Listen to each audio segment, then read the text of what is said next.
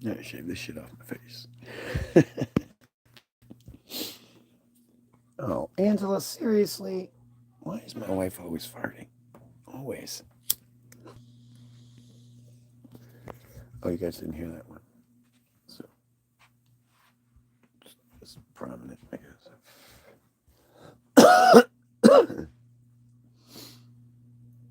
So let's see how this works.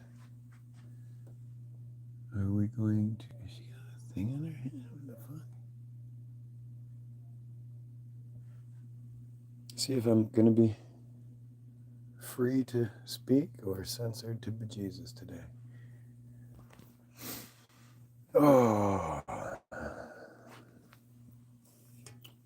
Which thing do you fall for?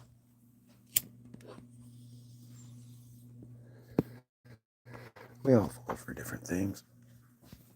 Jesus.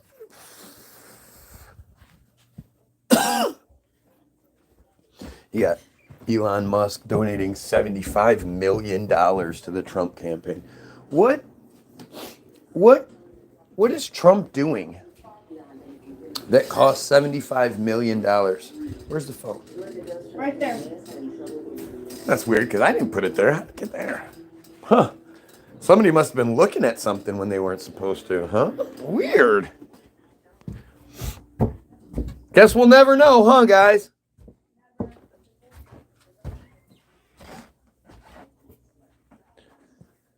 Israel strikes southern Lebanon.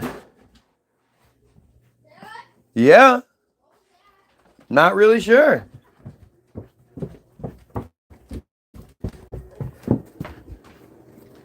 Oh, that was Fat Boy jumping on something. Dude, you can't do that. Well, I guess you can, because he'll just knock shit out of the way. Wow. No. No. Dave's not a boy. Yes, sir. That's triple fat, actually. He's a triple fat goose. Kid's not going to get that one. Israel strikes near Beirut. Isn't it strange how, when it comes to Israel, not only do they have more weapons and stuff than everybody else does, but they have this invisible shield around Israel that no one else has. All these airstrikes that Israel does in Lebanon or anywhere else, you should get shot down if you tried to do it to Israel. You know. And the actual range of Israel's reach is up for grabs. You know, who knows what it actually is? You know, for all we know, they could hit us. And when it comes to shit like HARP and weapons that we don't even, the Goyim don't really know about, Rod of God. Let's see. Let's see what comes up if I look up Rod of God.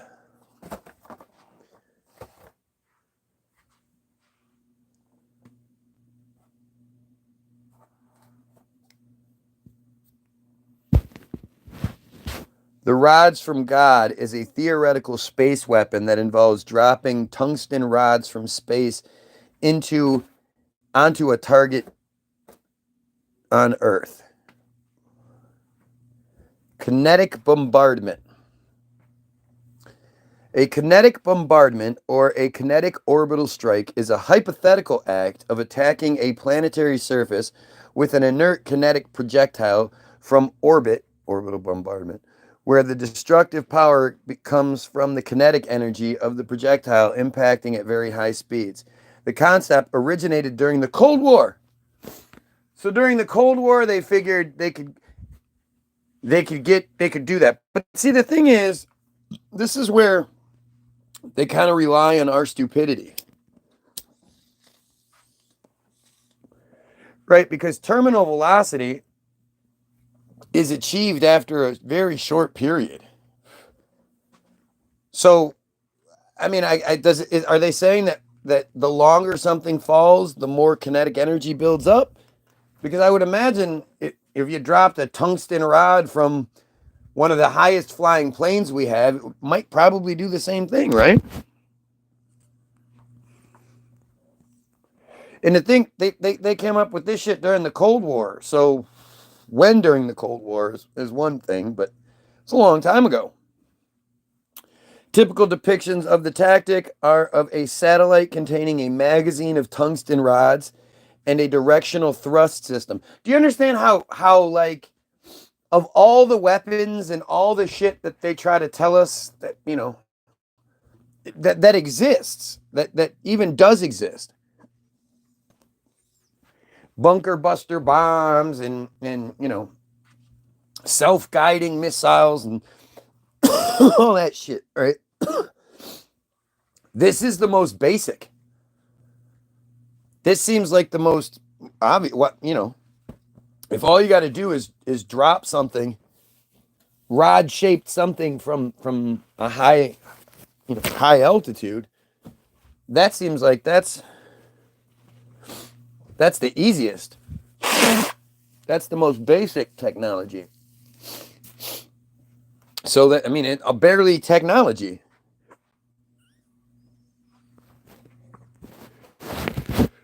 When a strike is ordered, the launch vehicle breaks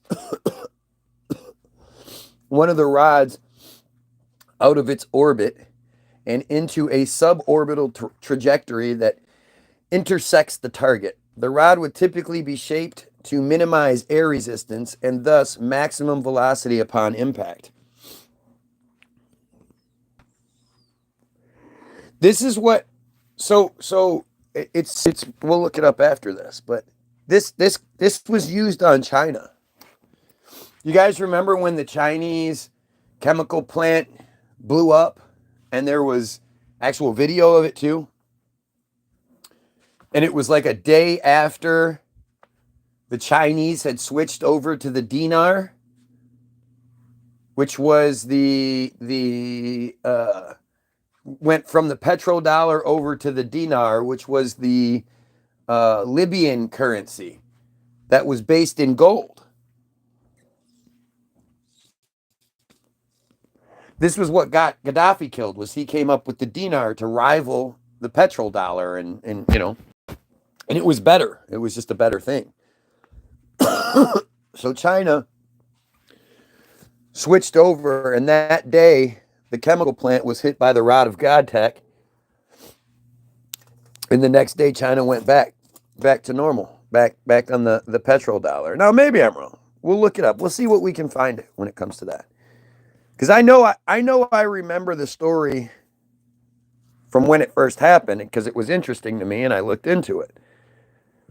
Not that there was a whole bunch of coverage of it, but there was information available. So it'll be interesting to see,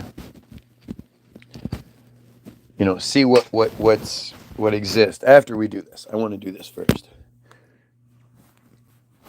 All right.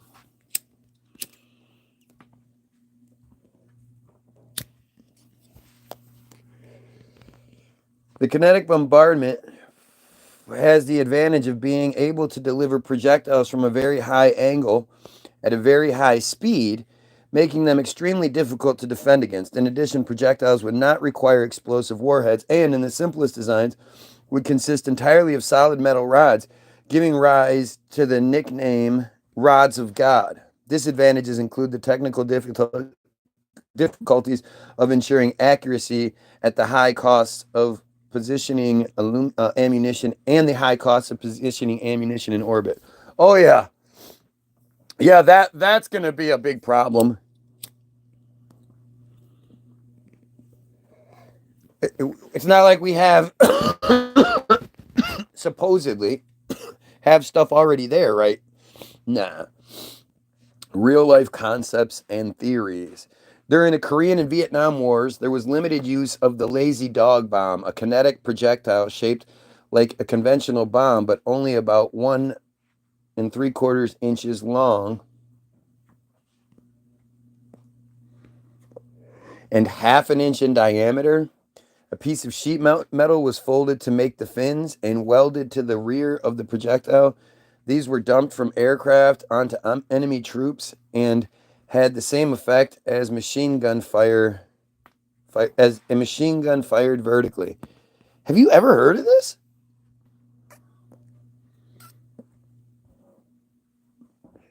I never heard of the lazy dog bomb. Similar fletchet, flechette, flatchet projectiles have been used since World War One. In the 1980s, another kinetic swarm system was conceptualized as a potential part of the Strategic Defense Initiative.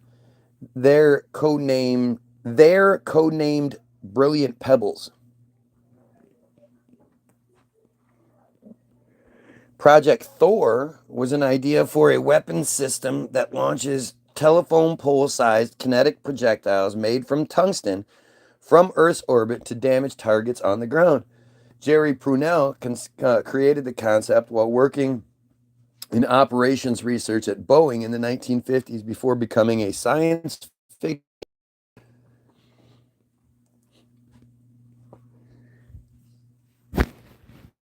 2003 United States Air Force proposal. So you think about this shit. We're not like no matter what they say, we aren't talking about something complex or super expensive or whatever. Like this is probably the easiest thing that could be done. Do you really think they've just been they just keep coming up with the same concept over and over again since the 50s and probably since World War One, actually, they said, right? They just keep fucking coming up with it over and over again. Hey, what about that thing? Oh, hey, what about that thing? Hey, instead of it costing a bunch of money and all this other stuff, why don't we just do this? The earth doesn't fucking spin or anything, so we could drop something from straight up and it'll fall straight down. Especially if it's a heavy rod-shaped object. It's not like the wind's going to push that itch. It's just going to fall straight down. You're telling me that this has only been something that's been conceptualized many, many times, but it's never come into existence. 2003 United States Air Force proposal. So this is its own section, but I guess they just proposed it and then we're like, nah, fuck it. Nah. Just like with the weather modification tech, right?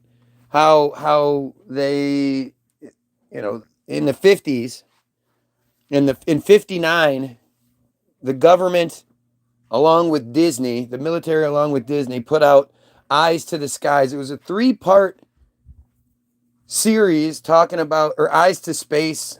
I think it's called Eyes in Outer Space, but it's one of the sections is called Eyes to the Skies. And they talk about using aerosols from planes and mini HAARP facilities along the coast to be able to destroy hurricanes in 59. And that's them like soon. So they almost have it figured out. If not, they do. They're just deciding on whether they're going to, let us know they use it. And I think they decided against it because then how could they use it in secret? A system described in 2003 United States in the 2003 United States Air Force report called Hypervelocity Rod Bundles was that of a 20-foot long, 1-foot diameter tungsten rods that are satellite controlled and have global strike capability with impact speeds of Mach 10. I thought there was a terminal velocity.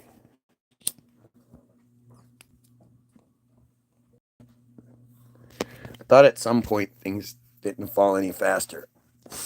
I guess with it being shaped like it's like a giant pencil, like a giant sharpened pencil. And I guess that's going to make it fall faster because of the shape. The bomb would naturally contain enough kinetic energy because it moves at orbital velocities around 8 kilometers per second, 26,000 feet per second, Mach 24, in orbit, and 3 kilometers per second, 9,800 feet per second, Mach 8.8 at impact. I mean, even if like these numbers are exaggerated, You drop a large tungsten or any fucking rod, pencil-shaped rod from space, it's going to cause tremendous damage. I mean, this is what they used in China. You have to remember this. We're going to look this up.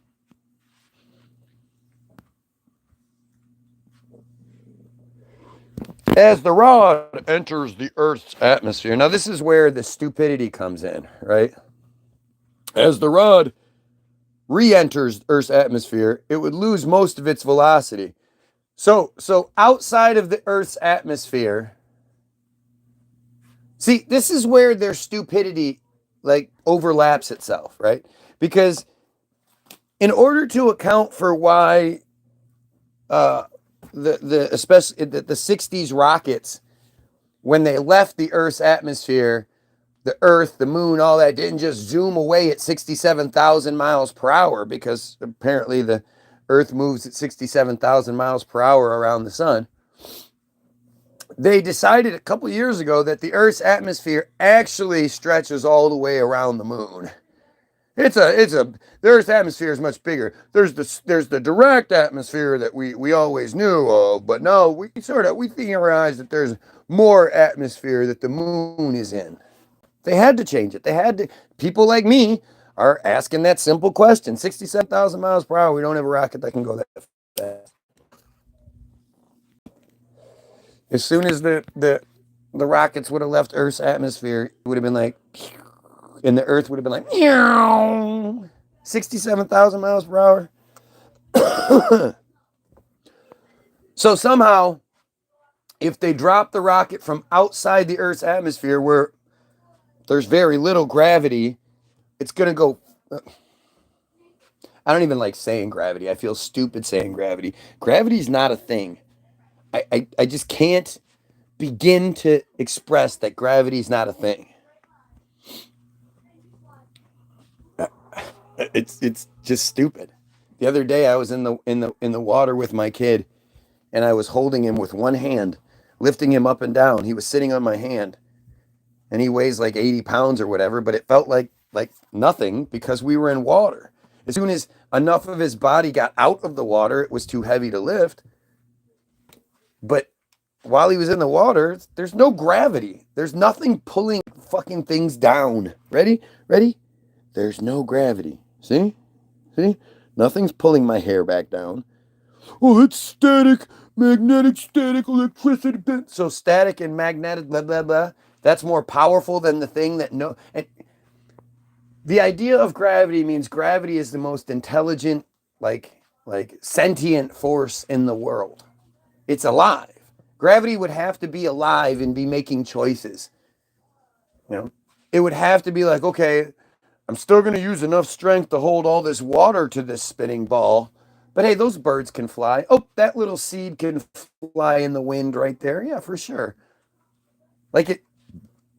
You have to think about how stupid that is. Gravity, what you think of as gravity is really buoyancy and density. Buoyancy and density answer for every single thing that they say is gravity. So the idea that somehow outside of the Earth or in different parts of the Earth's atmosphere,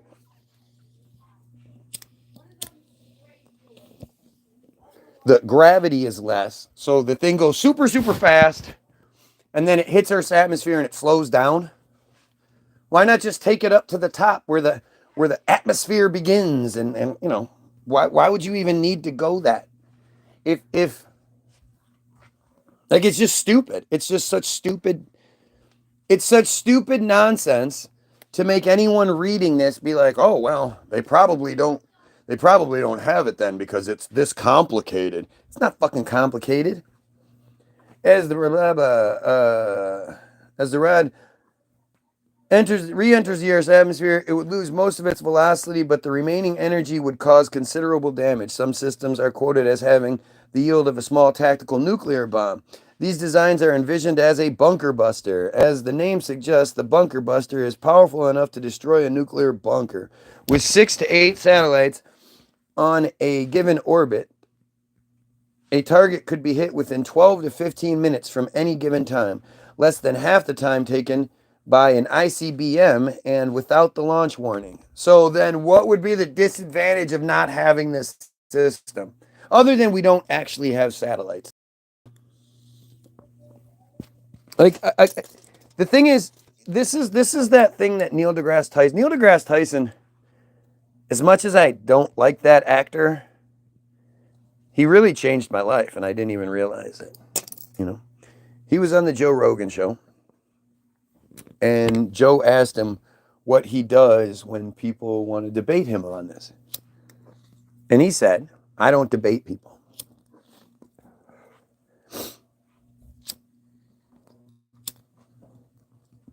And I thought, wow, how arrogant. You know, he said, I don't debate people. I teach people how to think. Once you teach people how to think, what they think is secondary. And I just thought that was so arrogant at the time, you know, and it was one of those things where I didn't like it because on the subconscious level, I knew it was true. I just couldn't figure it out. But it dawned on me. It's the same thing as like with everything else. The best example I can give is actually the idea that you accept that invisible germs make us sick. As long as you accept that concept, then all of the shit that comes with it, immune systems, cold medicines, you know, vaccines, all these things, you're much more willing to accept these things once you accept the idea of the invisible invaders, the germs. Back when they were when that was coined, the Germans were the bad guys or about to be the bad guys. Kind of strange how the Germans and the germs, even though the Germans don't refer to themselves as German. They call themselves, their country is called Deutschland. They speak Deutsch. So why do we call them Germans? Where did that fucking word come from? Same thing with the Japanese. Why do we call it Japan when they call it Nippon? Why did we rename? It's not like it's easier to say or it doesn't translate or something. It's called Nippon. Oh, you mean Japan? No, Nippon. No, Japan. No, Germany. No, Deutschland. Like what? What are you talking about? How does this happen? How many more other countries exist under that? Because a lot of countries don't. Brazil is Brazil. You know, Canada is Canada, eh? I guess they do say it's Canada, eh? So that's different. Such a system could also be equipped with sensors to detect incoming anti-ballistic missile type threats and relatively light projectile and protective measures to use against them. Right. Could detect anti-ballistic missile type threats and relatively light protective measures to use against them, e.g., hit-to-kill missiles or megawatt-class chemical laser. Well, we are just getting into all kinds of shit here, aren't we? The time between deorbit and impact would only be a few minutes, and depending on the orbits and positions in the orbits, the system would have a worldwide range. There would be no need to deploy missiles, aircraft, or other vehicles. And we don't use this because it would be expensive?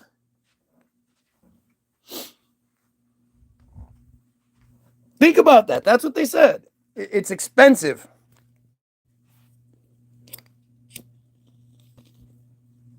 Elon Musk just gave Trump $75 million. $75 million. He just gave it to him. Like, here, man. I got plenty, don't worry. So I don't even notice. I don't even know what $75 million is. Like, it's nothing. When you have multiple billions, seriously, 75 million is literally nothing. Like, if you had $10 And that was the equivalent, like compared to a billion. So a billion is $10. 75 million is what, like 75 cents, or is it 7.5 cents? Can't, I'm not good at math. So. But it's like we're talking about just nothing. Nothing. You wouldn't recognize it with $1 billion, let alone multiple $1 billion. Elon Musk said, did you hear, Mama? Elon Musk gave Trump $75 million. Elon Musk donated $75 million to Trump. Oh my God. You guys remember when Jew Bloomberg spent, what was it, 100 million or some shit like that on his campaign, only to lose and step down like 6 months or 8 months early? Or was it $500 million or something like that? It was crazy the amount of money he was spending. $500 million. Mom just asked if that's for him to get a new brain.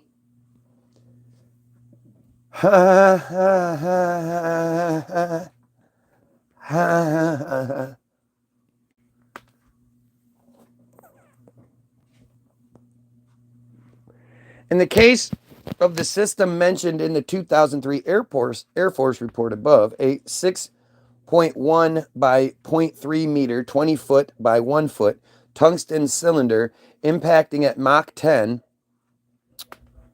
has kinetic energy equivalent to approximately 11.5 tons of TNT. How do we know that? Was there some sort of test that was done? I mean, is this just all mathematically calculated in the mathematical calculator that can mathematically calculate anything, and then we're told that's what it is because the computer said so? Or is that something that's happening here? What's happening? The mass of such a cylinder is itself greater than 9 short tons. What is 9 short tons? 8.2 tons? What is a short ton?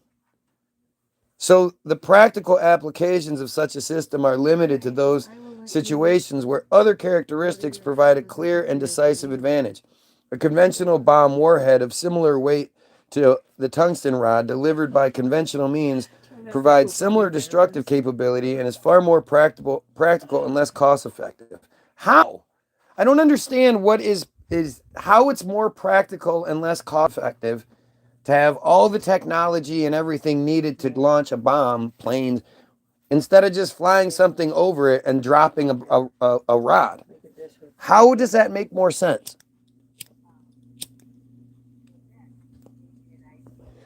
This is the stupidity. This is, I can't edit this page. Or anybody that wants to, oh, you're reading Wikipedia, you're stupid. You don't think Goyim get to fucking edit these kind of Wikipedia pages, do you? Like, that's stupid. These are official sort of pages. You have to have, so many hours of edits and blah, blah, blah, and be approved by this group and approved by that group. And so this is like official. This is the official government shit. This is what they want you to know. They want us to know that. Why do you think the fail-safes are in place? The fail-safe that, oh, well, don't worry, we can't do it. It's not cost effective. The highly elongated shape and high mass of the projectiles are intended to highly elongate. They're 10 feet, 20 feet long. 20 feet long is not big. Are intended to enhance sectional density and therefore minimize kinetic energy loss due to air friction and maximize penetration of hard or buried targets. The larger device is expected to be quite effective at penetrating deeply buried bunkers and other command and control targets. The weapon would be very hard to defend against. It has a very high closing velocity and a small radar cross-section. The launch is difficult to detect. Any infrared launch signature occurs in orbit at no fixed position. That's a sentence. Any infrared launch signature occurs in orbit at no fixed position. That's not a sentence. What is that? The infrared launch signature also has a much smaller magnitude compared to a ballistic missile launch. The system would also have to cope with atmospheric heating from re-entry, which could melt tungsten components of the weapon, or melt non-tungsten components of the weapon. But it's a tungsten rod, so what would it melt? The phrase rods of God is used to describe the same concept. An Air Force report called them hypervelocity rod bundles. Let's see. Oh, well, that's all I get. Then I get in science fiction, see also, references, see also, concrete bomb, kinetic energy penetrator, cobalt bomb, prompt global strike, railgun, Boeing X-37, brilliant pebbles, flat jet, and fractional orbital bombardment system. Did you know that as early as World War I, they had these, but in Vietnam and the Korean War, that they were dropping, they didn't even use explosives. They would make little bomb-shaped things out of metal and drop them from planes that would have the same effect as machine gun. Look at that face. Tell right. Never heard that before. I've never heard that before myself. But hey, that is here. I'll read it to you. You were downstairs at this point. Okay, so It's called Brilliant Pebbles. I interviewed for college. I had to do my whole grade, my whole assignment for this whole English class, basically. Was I had to interview people that were in Vietnam and people that like were significant characters in that conflict. And nobody ever said anything about kinetic and they weapons? never. And the one guy I interviewed, Special Ops Frontline Recon Division, that was in Cambodia and Laos, guarding poppy fields and killing anybody that came near them. Never, not one mention of pebbles, bomb pebbles falling from the sky. And Had he the would have same seen them. effect as machine guns. He would have seen them. Right. That's what he would have been the one that would have seen them for sure. I've never heard of this before. No. Never seen it depicted in anything. Nothing. Yet this was something that was used. Here, I'm going to come back to it. I'll read you what it says here. During the Korean Vietnam Wars, there was limited use of. I looked up the wrong thing. The lazy dog bomb. A kinetic projectile shaped like a conventional bomb, but only about 1 3/4 inches long and 1 inch in diameter. A piece of sheet metal was folded to make the fins and welded to the rear of the projectile. These were dumped from aircraft onto enemy troops and had the same effect as machine gun fired vertically. Never heard of that shit. Then how did we lose so many people?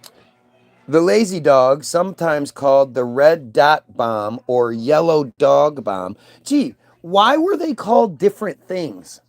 Doesn't that seem confusing? We're talking about military where everything has to be, by the numbers, by the book, everything has to be cataloged and, blah, this, that, and the other. And you have communications that you don't want to be,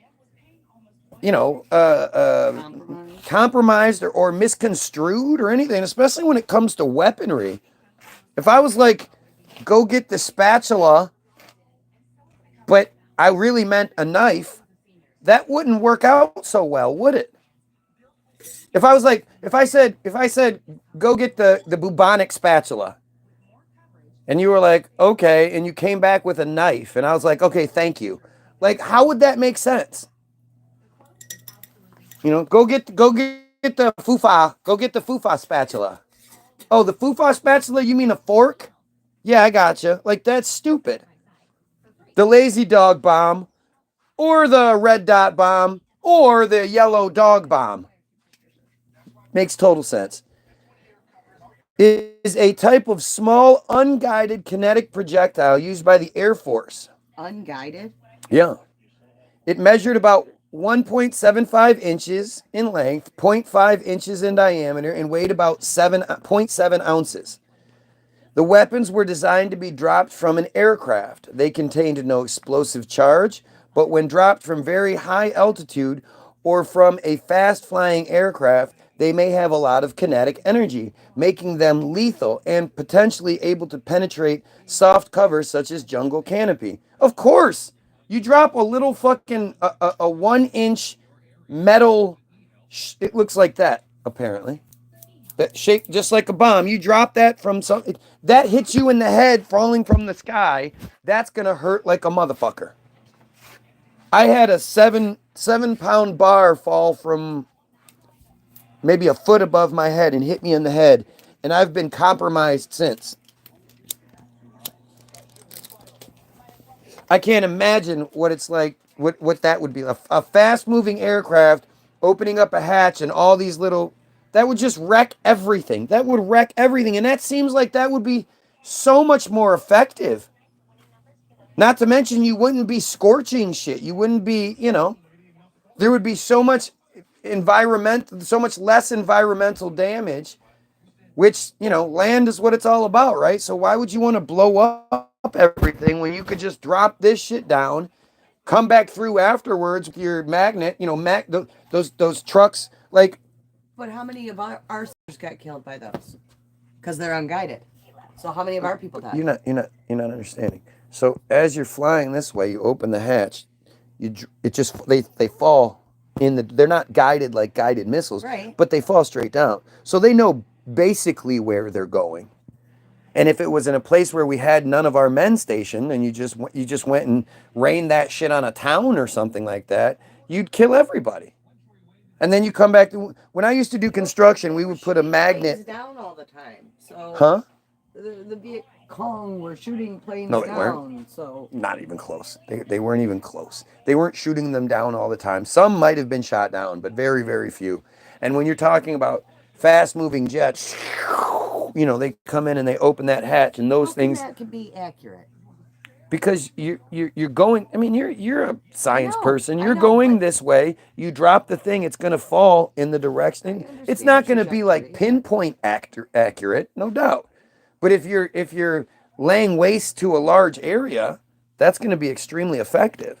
And again, I keep trying to say this. When I worked construction, we used to they had these big long magnets that were like, the size of the, maybe two of these in a row. It would be like one here and then one here.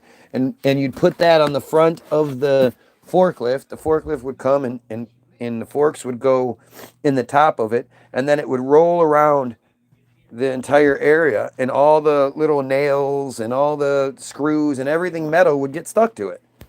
So cleanup for this would be extremely easy compared to dropping bombs in. This seems like a much more effective and better use of technology than dropping multi-million-dollar bombs. Yet nobody has ever heard of it. Yet nobody's ever heard of it, and it's it's old. It's not like it's new technology. It's old. It seems relatively efficient. It's exponentially cheaper, and yet nobody's heard of it, and the reason we don't use it is because it's expensive. This is strange. All right. Megan covers such as jungle canopy, several inches of sand. So those things are moving fast. Or light armor. Lazy Dog munitions were simple and relatively cheap. They could be dropped in huge numbers from a single pass. Though their effects were often no less deadly than other projectiles, they did not leave unexploded ordnances that could be active years later after a conflict ended. So, what is the negative to this? If they're just as effective in the death ratio, but leaving, everything else relatively unscathed, why wouldn't they be using this left and right? Why have we never heard of this? I guarantee nobody watching this has ever heard of this technology. Like she said, she interviewed she had to do this report she's talked about it many times. Like, she got PTSD from doing the report. It was so. Interviewing this guy who wasn't he missing a leg or some shit? No, Bill Dennis. No. Oh. No. Well, he was one of these guys who Talk about this man witnessed one of their platoon. They were walking through the jungle, and a fucking tiger came out of the fucking jungle and took one of their guys and dragged it back into the jungle, and they didn't find him. They just heard him screaming as he was being dragged away. The stories just unbelievable. But these people went through hell. And people. Wait. Not people. Kids. these kids, yeah. Kids. Oh yeah, Bill was, Didn't he 22. lie? Didn't you say he lied? Wasn't he 17 or whatever and lied to get in? No, that was the other one. Oh. Because there's lots of those stories where the guys lied. They were 16, 15. You heard about... How could you mistake a 15, 16-year-old? They knew him. They just didn't give a shit. They were goyim. They were disposable goyim. They didn't give a shit. No, he's not whining because of that. He's just being Broly. Lazy dog music, blah, blah, blah. Lazy dog projectiles were used primarily during the Korean and Vietnam Wars. That's it. The development. Lazy dog munitions had precursors in airdropped flatchets dating from World War I. In World War I, I always thought was crazy. I still, to this day, I think it's like kind of dumb. The idea of dog fights, of airplanes flying around shooting at each other. Do you know how stupid that is? When you really think about it, like, they're flying, like, they can't even get close to each other because they're going to crash. And what kind of accuracy can you have flying in, like, and this shit happened only, Snoopy? right, only during this short period of time when we had, like, Red Baron planes with propellers on them and shit. But this is like the smallest little window of history, and it has such a huge impact to this day that we still think about these dog fights that happened in the block. That's bullshit. The planes weren't fighting each other. You know how stupid that is? Oh, but my grandfather... No, he didn't.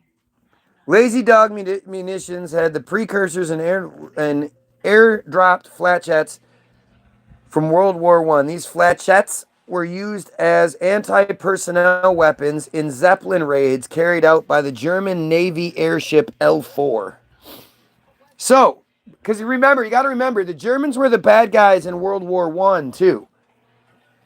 That's why, like, that term germs, right when we were starting to figure out that germs exist, why did we call them germs? Why do we call Germany? It's Deutschland.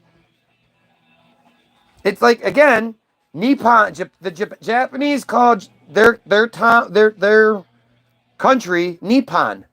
Why do we call it Japan? Why do we call Germany? Why don't we call it Deutschland? It's not like that's hard to say. Deutschland. That's not hard to say. That's not as hard to say as like Zimbabwe or some shit. There are countries out there that you'd have a hard time pronouncing. But it's not like Deutschland translates into English as Germany. That's stupid. That's like a backwards translation. But apparently, because again, we sort of think of flight as being one thing, but Zeppelins, airships, and stuff like that, this technology is a lot older than we think it is. And not even by, like, conspiracy sort of measures or Tartaria. Like, even, like, official history. We should look that one up, too. The history of Zeppelins and airships. Lazy dogs, in their familiar form, were descended from projectiles of almost identical design and appearance that were originally developed early in World War II. As early as 1948. I mean, that's the thing is they keep talking. That's what I read in the kinetic in the rod of God technology. They kept like referring to it as like this idea was conceived during World War II. It was also conceived during World War I. It was also conceived during Vietnam. It was also it's like no, it's still the same idea. You're just reusing it. You're not conceiving anything. You're not coming up with anything. Have Columbus Day, and that man did nothing. Well, that was an interesting segue. I mean, it's because we're fucking stupid. Columbus is just a character they created. But our banks are shut down. And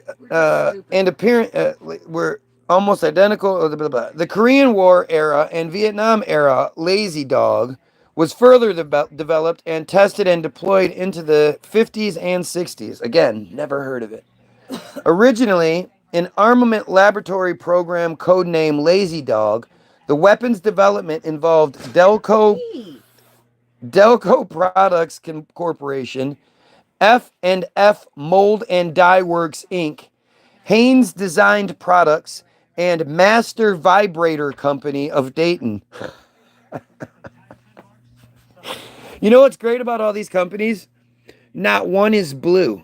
So I can't look it up and find the history of it. Usually when they do this, they make the things blue so you can then go find where those companies came from.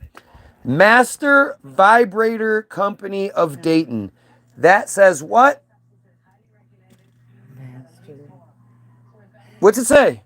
Master Vibrator. Master Vibrator. I'm not lying. You guys see it right there? 5th line down. Master Vibrator. Get him up. He's not listening. Get down, dummy. The project objective was to design the test free fall missiles and their dispensing units for use in bombers and fighters. Lazy Dog anti-personnel missiles were designed to spray enemy troops with small projectiles with 3 times the force of standard airburst bombs. So it's more effective. It's more deadly. It's like you could shoot a pistol or you could shoot a shotgun. Which do you think is going to be more deadly? Yes, the pistol is going to have more accuracy. Well, not really. I mean, if I point a shotgun at an apple, I'm going to hit the fucking apple. I'm just going to hit everything else around it too. The pistol's going to hit the one thing.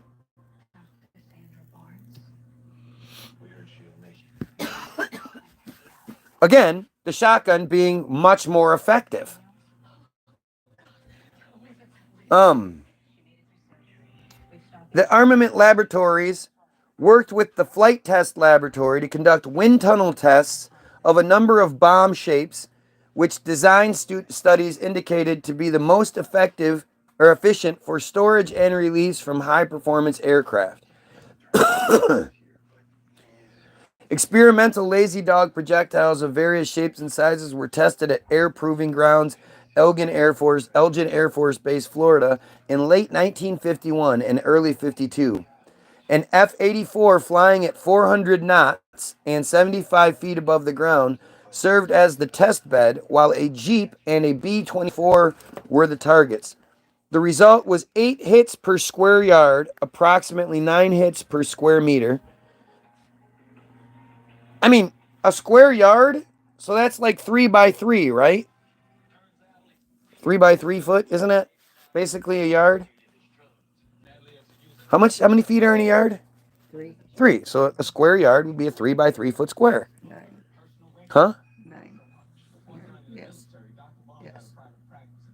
A square with 3 foot. Yeah, right. 3 by 3 foot square. Right. So in a 3 by 3 foot square, they're averaging 8 hits. That is incredibly effective. That is incredibly effective. Jesus Christ. And I think like every square, you have this large area, and every 3 by 3 foot square has 8 hits. Can you imagine that being dropped on a population? Can you imagine how effective that would be? There's no explosions. There's nothing. There's just a bunch of dead bodies everywhere.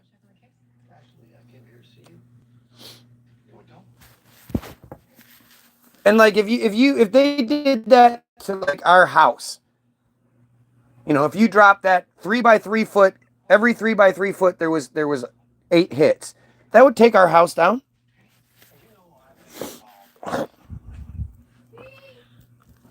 Thank you, sir.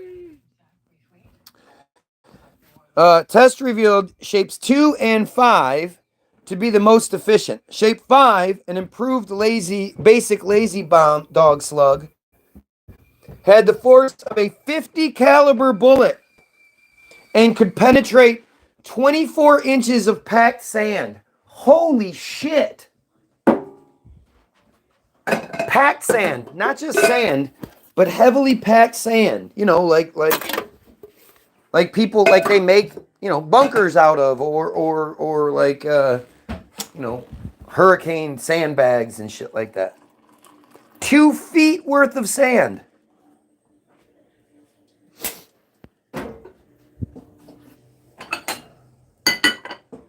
Eight hits for every 3 by 3 foot square that can penetrate 2 feet worth of sand. Are you not understanding this? Of packed sand. Did you hear that? It had the force of a 50 caliber bullet and could penetrate 24 inches of packed sand. Shape 2 could penetrate 12 inches of sand, twice as much as a 45 caliber ACP slug fired point blank. It's more effective than a point blank round from a 45 caliber. That is fucking insane.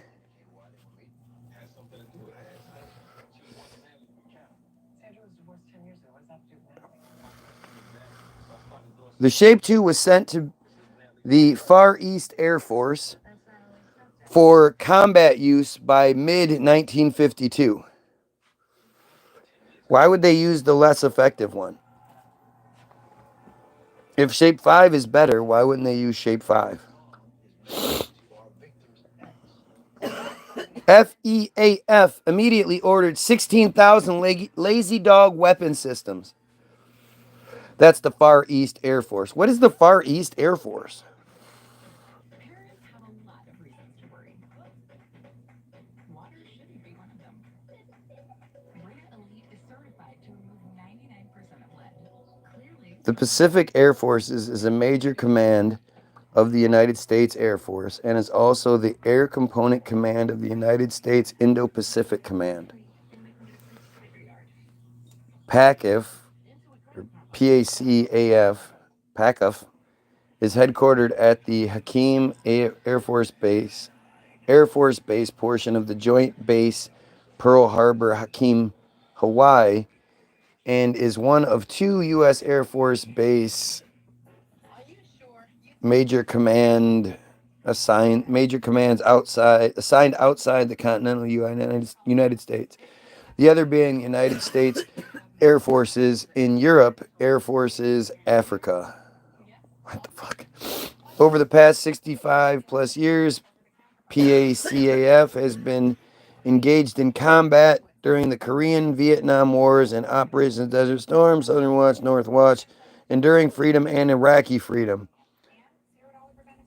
We've been engaged in all these combat, all this that we were doing. Why that sounds like a bunch of offensive combat.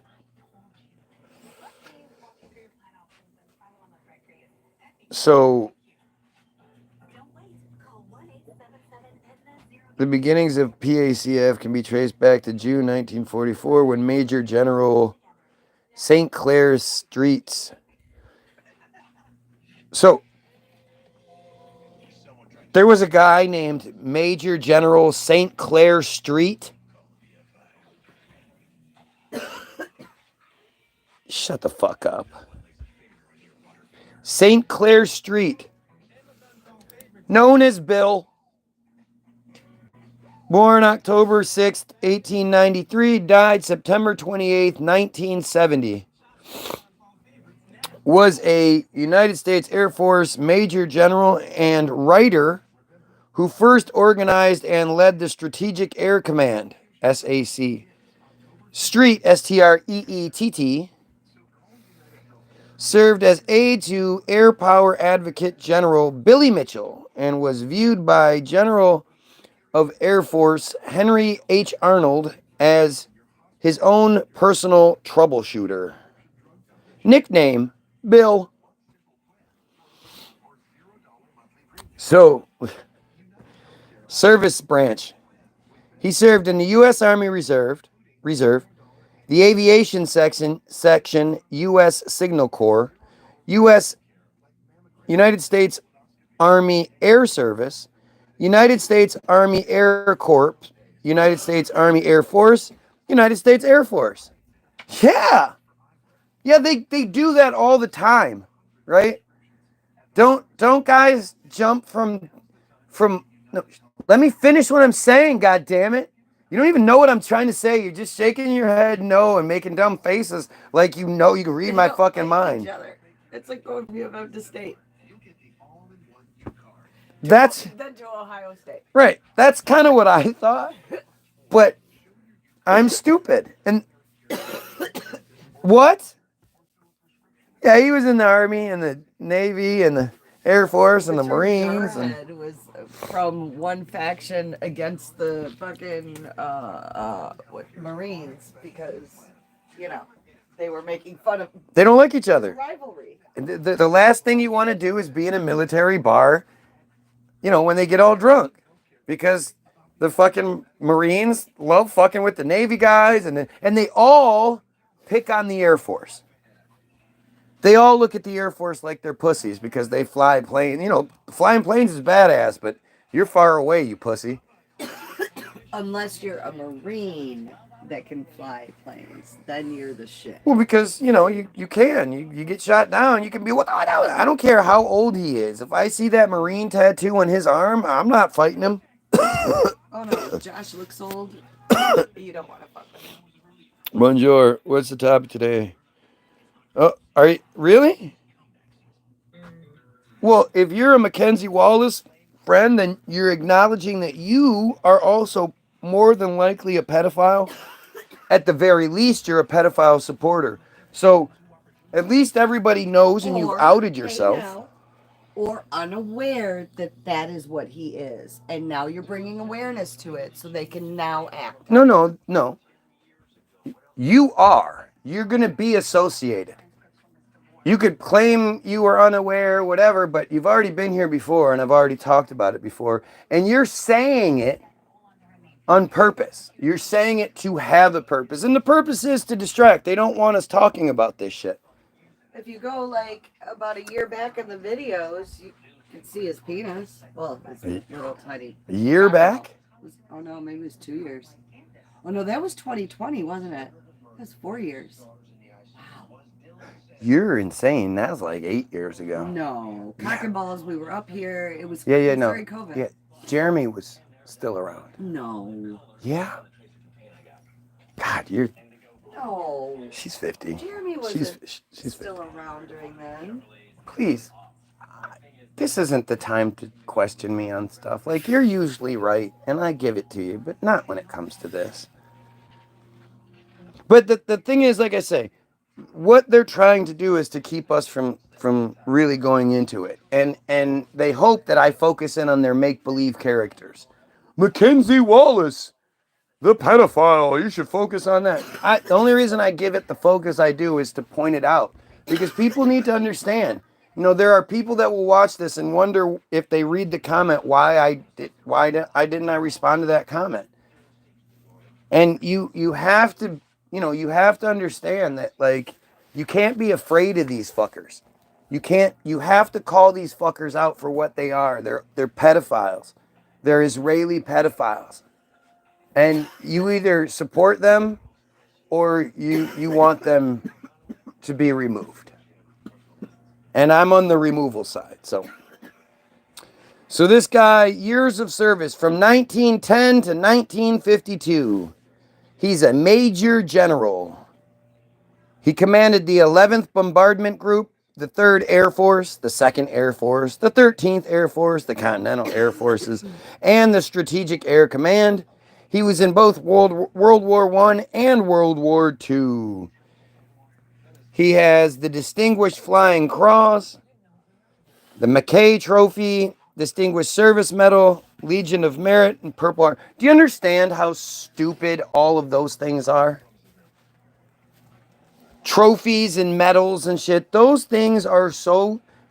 You're getting rewards. You're getting these meaningless rewards that mean so much to you when you get them. And then you're in and you're back home and you're like, but I have a Purple Heart. And they're like, yeah, $3.50, sir. You want that coffee, right? $3.50. Oh, you got the Purple Heart. We'll take 10% off. Like go try to sell your Purple Heart. You'll get a couple bucks for it. Doesn't fucking matter. Little goofy trophies and trinkets. Hey, are you taken care of when you get home and all your mental shit? No, but you have your Purple Heart to look at. That's cool, right? Early in his career, Street served in France during the last stages of World War I. In 1920, he was awarded the Mackay Trophy, the Mackey Trophy, and the Distinguished Flying Cross for leading a squadron of U.S. airmen in a pioneering air voyage from New York to Nome, Alaska, and back. Oh, go figure! Oh! I'm telling you, the deeper you go, it's like a sieve. At the top, it's this huge area, but the deeper you go, the more it just condenses and condenses, and you start seeing the same characters and the same thing. So this guy happens to be part of the, North Pole Admiral Byrd shit. I guarantee he's attached to Admiral Byrd somewhere. Like, really interesting. Street wrote of his squadron's difficulties in an article for National Geographic. Street assisted Mitchell during the famous bombing demonstration against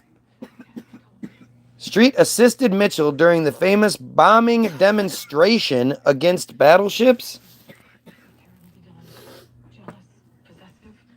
In the famous, what are you talking about? You're not even going to give us the name of it? It's just the famous one? Remember that famous demonstration where they bombed battleships? What? What are you talking about? What the fuck are you even talking about? After participating in several air races, he made an exploratory flight to the extreme altitude. He made an extraordinary flight to extreme altitude, during which he experienced frozen flight controls, then wrote a story about the adventure for Popular Science. Oh, he's that guy. Writing articles for all the magazines, too. While he's doing his, Air Force duties as the real-life Indiana Jones, he's also writing articles for all the popular publications of the day, of course. During World War II, Street commanded various training units in Hawaii, Florida, and Colorado, solving logistical training and personnel problems. Oh, he's one of these polymaths from the past. He can do everything.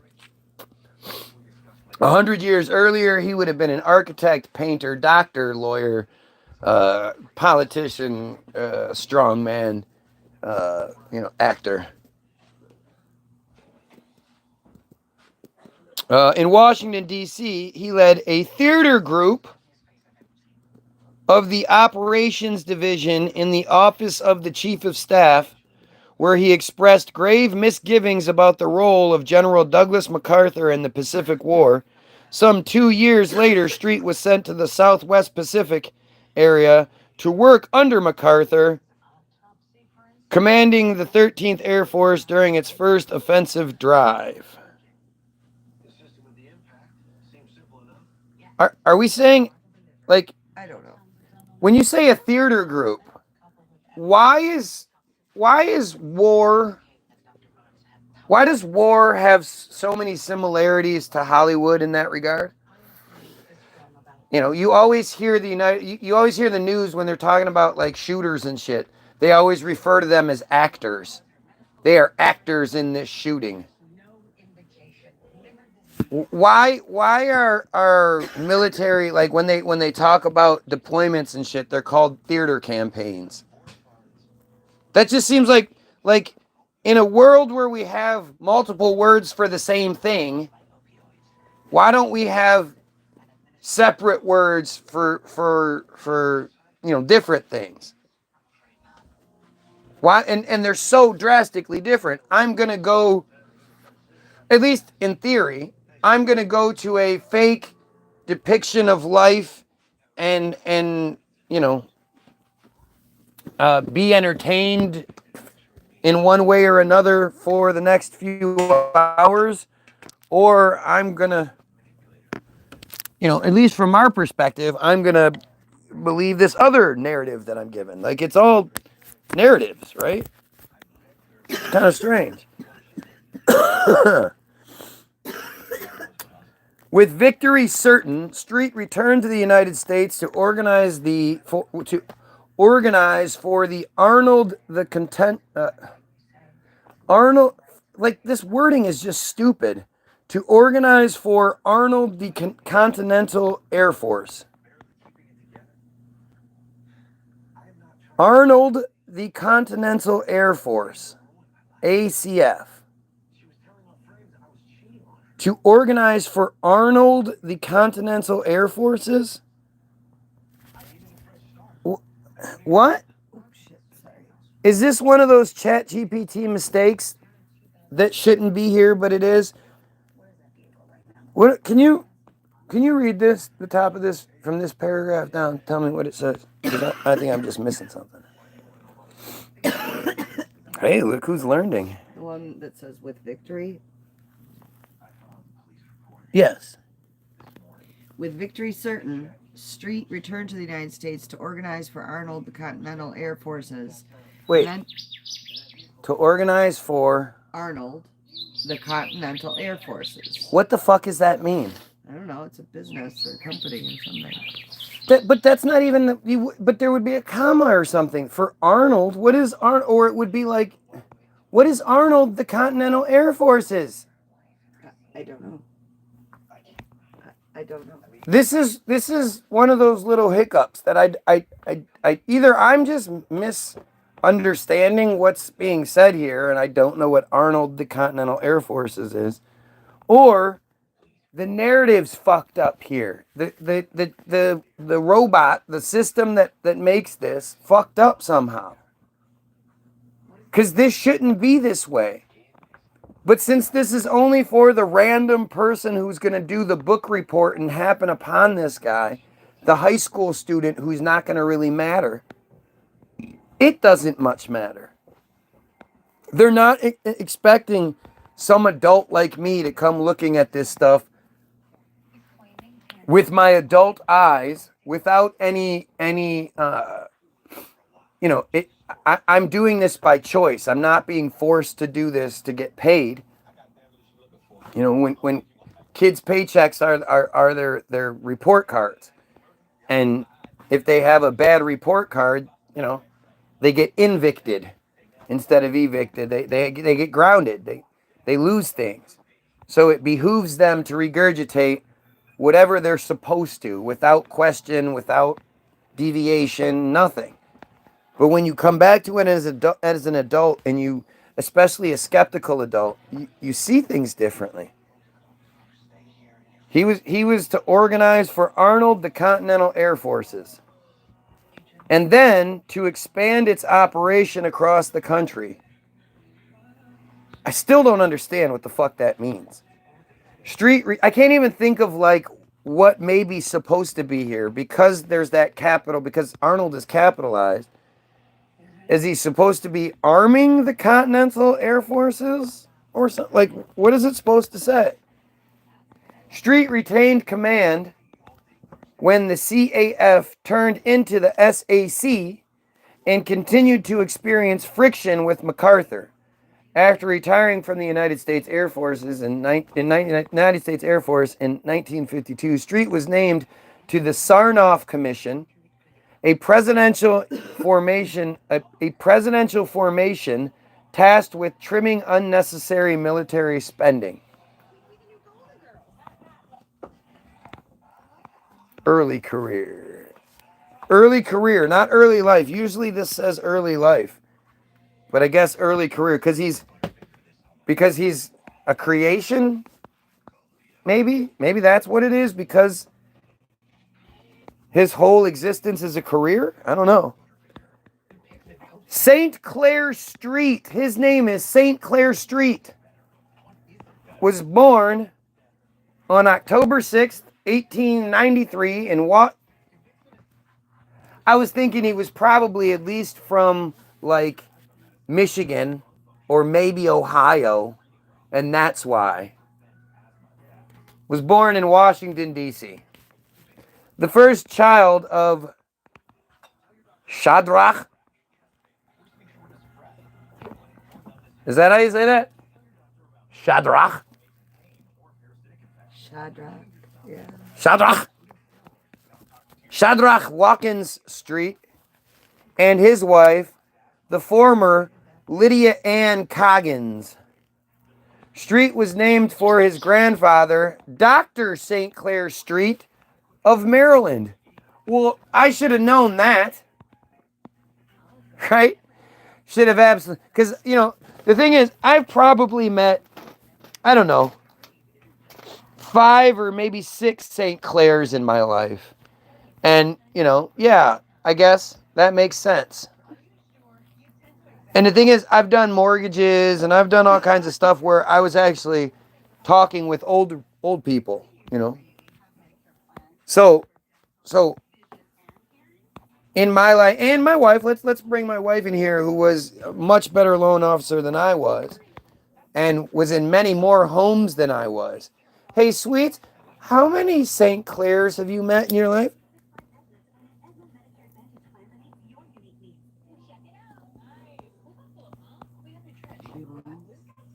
Maybe. Not one that you remember. No.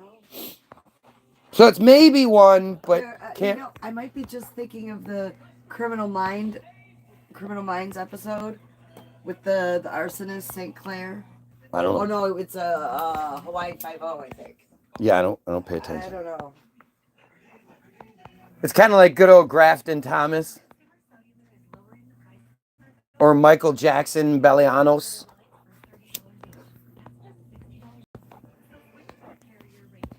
Grafton, how many Graftons have you made? How many Graftons did you do mortgages for? Not a one. You sure? It's not even a maybe. No. Grafton Thomas. But of course, he's named after his dad. Hey man, we always appreciate the troll perspective. I talk about it, but it's much better when you guys are here.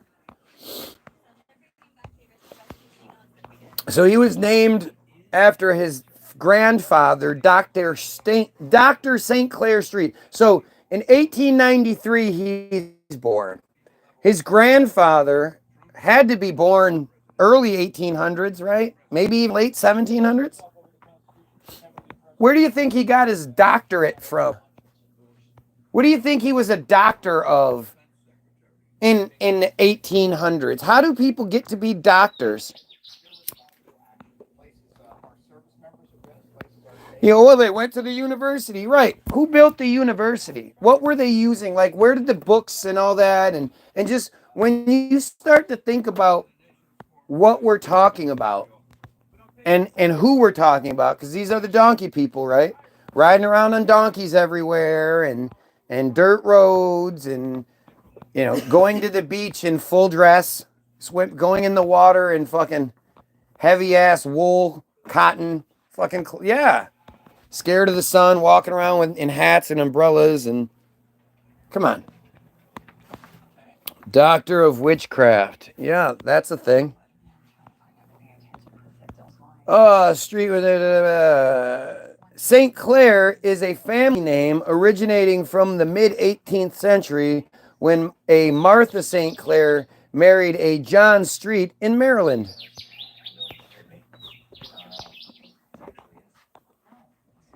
St. Clair Street joined the U.S. Army after high school. You know, high school. By 1916, he was a sergeant in the Signal Corps, enlisted reserve. This is after the start of World War I in Europe, 1914 to 1918, and before America's entry into the war. In December 1916, Street signed up as an aviation cadet and was trained at the Citrus School at Newport News, Virginia, and at Wright Field in Ohio. Man, it's a lot of traveling.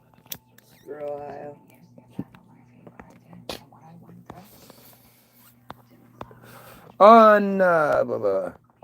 America entered the World War, in April 1917.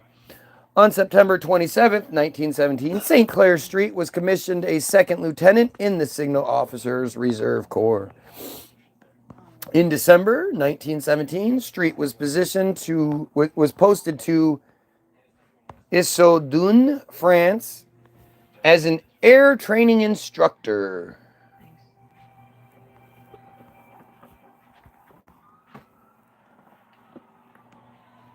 Okay, so he's born in late October 1893, and by 1916, so in 1915.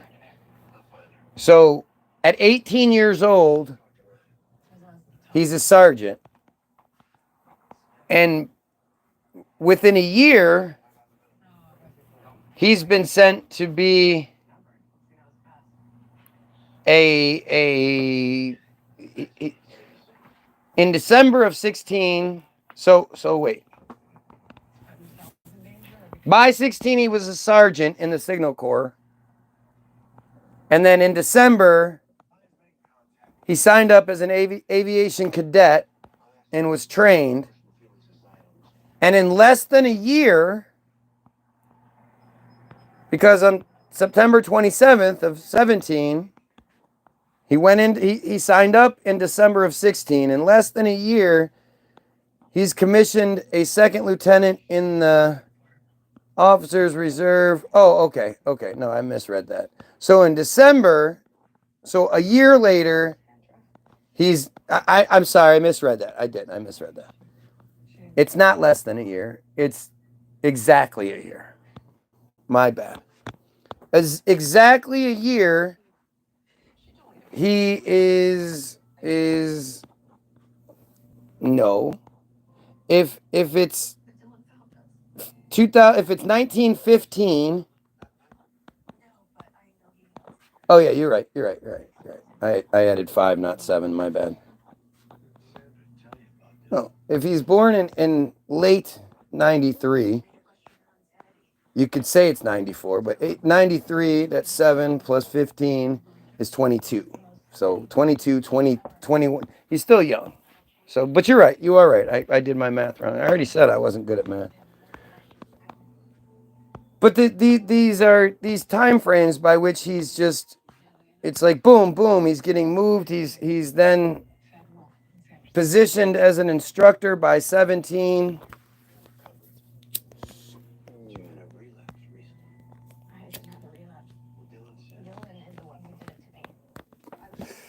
A year later, he's the training instructor. See, again, the age is, I was wrong about the age. Again, I admit it.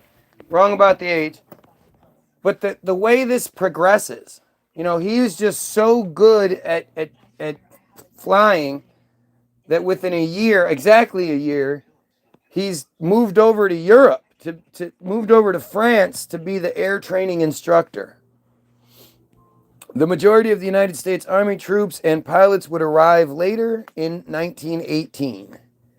He was then assigned to the 5th Pursuit Group operating out of Les Saint Remy Aerodrome, France.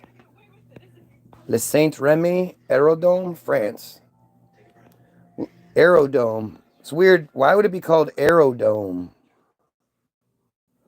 Les Saint Remy Aerodrome was a temporary World War I airfield in France. It was located 0.7 miles northwest or west northwest of the commune of Les Saint Remy in the can't say that Muret et Moselle department of northeast France. Okay. Later, after the Allied victory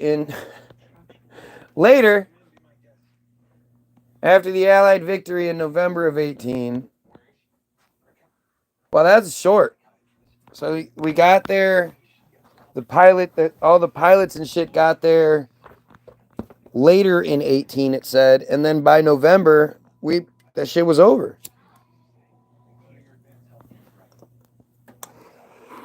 It's interesting. At the same time, the Spanish flu is killing everyone, right? Supposedly. Now, if you look, I can't remember what the vaccine was that came out. I think it's the smallpox vaccine that came out shortly before that. And now suddenly people get the Spanish flu there afterwards, but maybe it was even a flu shot. I can't remember what it was. Can easily figure it out. Later, after the Allied victory, he served in Germany with the American occupied forces and returned to the United States in August 1919. On July 1st, 1920, Street was commissioned a first lieutenant in the regular Army Officers Reserve Air Force. Blah, blah, blah. Personal life. In 22, he married May Lois Williams, a personal friend of Hap Arnold, and his wife, Bee. The Streets had one child, son, in 1927, St. Clair Street Jr., also nicknamed Bill. That's weird. Why would you have a nickname Bill? Who graduated from the United States Military Academy at West Point with a class of 1949 and took part in the infantry Battle of Old Baldy during the Korean War. General Street's son, St. Clair Street Jr., married Edith Peake Boatner, youngest daughter of USAF Lieutenant General Bryant L. Boatner in 1954, and had 4 children. St. Clair Dan Street III, born in California in 1955, who graduated from Virginia Military Institute in Okay, so that's not his personal life, though.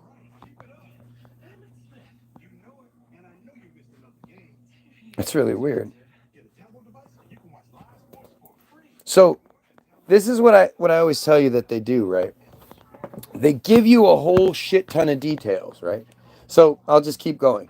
Born in he had four children. St. Clair Dan Street III, born in California in 1955, who graduated from Virginia Military Institute in 1977. U.S. Air Force Colonel Bryant Boatner Street, VMI. Come on, guys, knock it off. Okay, Nick. Okay, Nathan, knock it off, man. VMI 1978, born in Fort Belvoir, Virginia in 1956. The girl, she must not have mattered much, because her thing is that she was born in 1956. Monica Page Street, born in 1959 in Newburgh, Germany, and Emily Williams Street, born in 1961 at West Point, New York. See, again, they're girls, they don't matter. General Street's son retired from the U.S. Army after 21 years of service in the infantry and the engineers. Besides serving combat in Korea and in South Vietnam as an advisor, St. Clair Street Jr. had participated in the U.S. Army Corps of Engineers construction project for NASA in the race to put a man on the moon before the end of the decade. At Cape Canaveral, why can't I say this right now? Cape Canaveral. Yes, Cape Canaveral, Florida, and Huntsville, Alabama. Bill Street Jr. married again in 1980, and Aunt May Sue Rustmeyer, or to Anitra May Sue Rustmeyer. The two had a daughter, Sarah May Street, born the next year. Major General Street died on September 28, 1970 at Andrews Air Force Base in Maryland. His wife, at 104 years old, died on October 17, 1999, and was buried with him at Arlington National Cemetery. So, that's one of the best examples I've seen of that, right? You need to stop that. So that's this is St. Clair Street, Major General St. Clair Street. His personal life of Wikipedia literally lists nothing about him other than he was born at this point, had this kid had these kids and these kids and these kids and blah, blah, blah, blah, blah, blah, blah, blah, blah. Oh, and then the original guy that we were here talking about, and it's his page, he died. That's his personal life. And that's what they do. They give you, look at this, a whole goddamn paragraph. Look at how many details are in that paragraph. You'd walk away from this thinking this was a very detailed paragraph. But it's bullshit. It's nothing details. It's not even details about him. I had to let myself get distracted by that dude's fucking name. Okay, so we were being distracted by the Pacific Air Forces. I had gone a little bit off kilter there because but we're on the lazy dog bombs. Stop fucking with her. Not having it.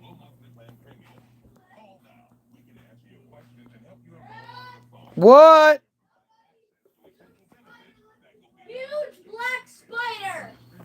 That's all you did. Talk then, Concha. I don't know where you left off. I was the lazy bombs. the lazy bombs. Oh.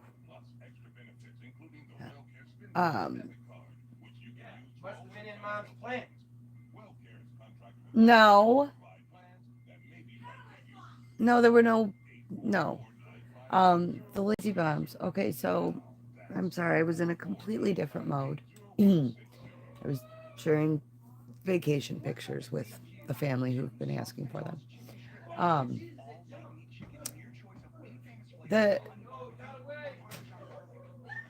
Oh God, I'm listening to the antics downstairs. It got away, and now they're chasing it. That should be fun. Anyways, the lazy bombs. Yeah, like I said, I had never heard of any of that. I interviewed 3 different people for my paper, and not one of them mentioned a type of bomb that was dropped from planes that didn't actually explode. It just fell and hit people. And if that's the case, they're still chasing the spider. If that was the case, why did they go to the expense of making them look like anything? Why didn't they just drop a bunch of fucking rocks? I would think that would be just as effective. And they lost it, and now the kids won't let Dad walk away. No, Dad, you're finding it. Oh man. Yeah, I'm being accused because I brought all the outside plants inside yesterday. But they were well checked for bugs. There were no bugs. And it was actually, I had already brought all the others in. It was just 3 big ones. Anyway, so yeah, no, there was, I had never heard of that. And I'm not saying that it didn't exist. I'm just saying that I never heard of it. And I had to research Vietnam and tactics used and weapons used. And like that was my whole course. So, and you know, once you get a veteran talking that is in a comfortable and safe environment, and they've already worked through the grief of tremendous loss that those men witnessed and endured, a lot of times you'll find that they are happy to get it off their chest, to get it out, to not feel scared of any sort of repercussions or too much heartache, because again, they've worked through it. They were very candid, and not one of them said anything of the sort. They were there, a couple of them were there for they saw the napalm and the Agent Orange, and they saw some shit, man. So I don't see there would have been any reason to omit lazy bombs, But again, like I said, I'm not saying it wasn't used. I had not heard of it, and I've done research. I should probably put my glasses on, because if any of you are trying to say anything to me, I can't see shit. Bonjour. Oh, okay, so Doctor of Witchcraft. 23, not 18. Okay, so I don't know who you guys are in your previous conversation with my husband, so I don't even know what to say that, but clearly you're not speaking to me. But the fact, looking at 18, the fact that you could be 18 and go be trained to kill people, and then actually be dropped in the middle of nowhere, totally unfamiliar land, and then have to kill people at 18, like, I remember myself at 18, and as responsible and adult-like qualities as I had, I was a mature 18-year-old. I still can't imagine being handed a fucking machine gun and told, anybody wearing these uniforms, shoot them and kill them, or they're going to kill you first. And it's not a video game. There's no restart. Holy shit, that I spider can't jumped at me. fucking imagine. What? The spider was on the wall. It knew I was coming to get it. And it jumped at you? Did you kill it? Did you find it? Spider sense. It stopped what it was doing. It was up on the thing. It stopped. It turned, put its things up like that. As I was coming, like it heard our conversation or something. As I was coming near it, it jumped, and it got about that far away, and then it just fell slowly but fast, and got on the ground and ran and hid underneath something else. And Did you find it? yeah. Oh. No, But it jumped at me. Yeah, And it knew I was coming. How did it know? because they're smart beings. And it's unfortunate that it couldn't have been caught and let go. Oh yeah, no, not that. Very scary. Yes, scary spiders. But they are scary because they can kill you. They might be small and but the right one can either kill you or hurt you. I Or have might a cause you to have a limb removed because Mhm. of the you know. I have a tremendous respect for everything, and it's allowed to live as long as it's outside my house. Mhm. Once you come inside my house, that's the violation. That's my place. Sorry, I'm So where technically we went, superior. Oh, yeah. Here, I gotta be right back. well, I guess we'll just continue where we left off then, which is how the fuck you can expect an 18-year-old to, you know, heavy machinery, extreme amounts of stress. See, that's the other thing. It's one thing to give him a gun and, oh, well, my boy's been hunting and shooting shit for years. He'll be fine. Okay, well, maybe he will be fine physically with the gun and shooting at targets and, actually firing the weapon. Maybe. But under extreme duress, under inclement weather, in areas unknown, encountering creatures he didn't even know existed. Like it's the big picture. Why is this so hard? Just do. He just gives them to me to tell me to put them away. Oh my goodness. Okay, well, you See know what why? I mean? Like, okay, so that's a 14-year-old. So in 4 years, we're supposed to give that kid a gun, throw him in a jungle, and have him shoot people. It's insane. An 18-year-old should never be subjected to that or expected to do that shit. Look at How many? look at all the stamps it took to get here. But look at all these crazy, like these From people where? Where's that one from? must be from Italy. It looks like Let me see. they're all Italian stamps.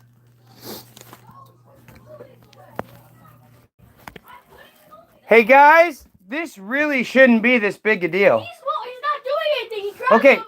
hey, why don't both of you worry about yourselves, not each other.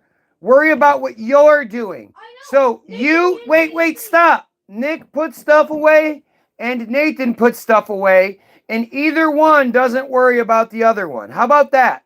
You both know where they go. Put them away. Nathan, if you don't help, you're in your room, dude.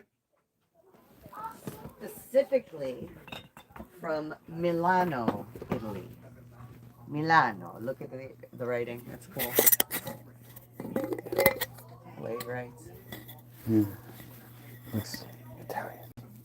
He has a very Italian flair to his writing. That's He really looks like cool. he might have either been attractive or is attractive. That's really cool. Milano. Milano. Where's this one? Germany, I believe. It should be. Deutschland. Yeah. Deutschland. That's cool. Guys! Knock it off!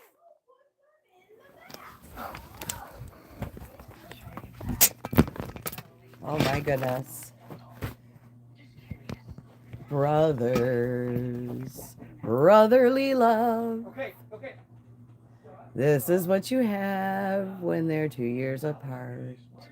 And they're at 12 and 14. And they are each other's best friends.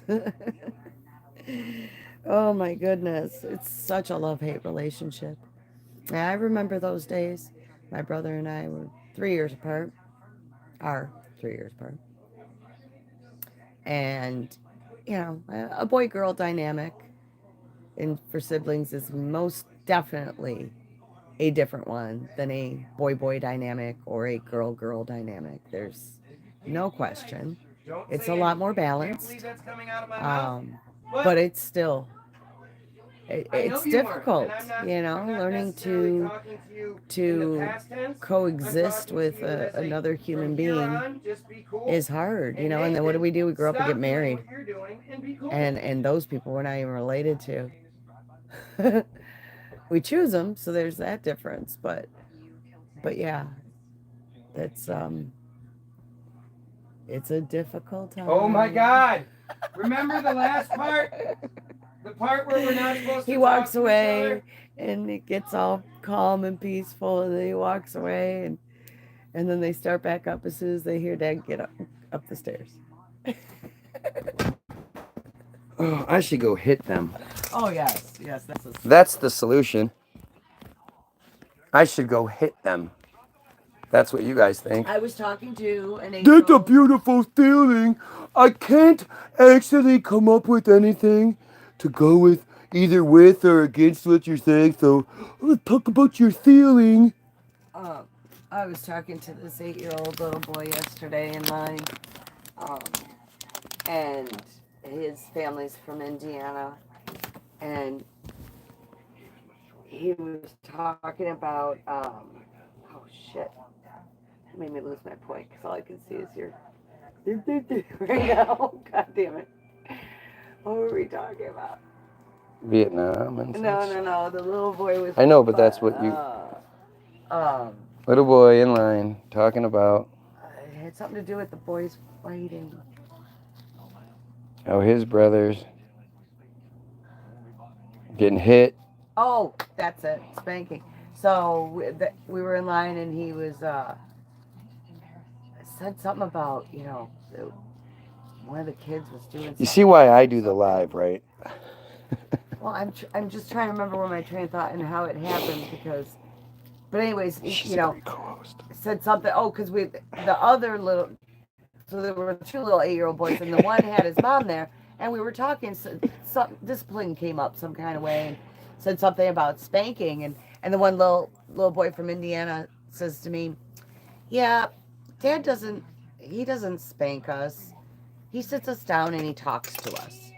And I said, "So how does that make you react? Like, do you listen?" He goes, "Oh yeah. I mean, my dad's still scary, and he still screams and yells, and he still gets really mad, and I get my video games taken, but," he goes, but yeah, I listen." And I mean, said, you make them listen. right, and I said, "Do you You have to get through that. it's a good way?" He goes, "Oh yeah, that's how I'm gonna do it when I have kids." Of course. And I just thought it was really cute. An 8-year-old boy, But that's exactly what, it's not. I was an 8-year-old boy at one point. You were an 8-year-old girl at one point. It's not like we're talking about something foreign. We all remember that. And there's not a single person out there that ever got spanked that afterwards thought, man, I sure deserve that. My dad did the right thing. What? Okay, thanks, bud. My dad did the right thing there. I'm so glad he just spanked me. It's never happened. Now see, Every time that happens, the kid's sitting there going, I hate that.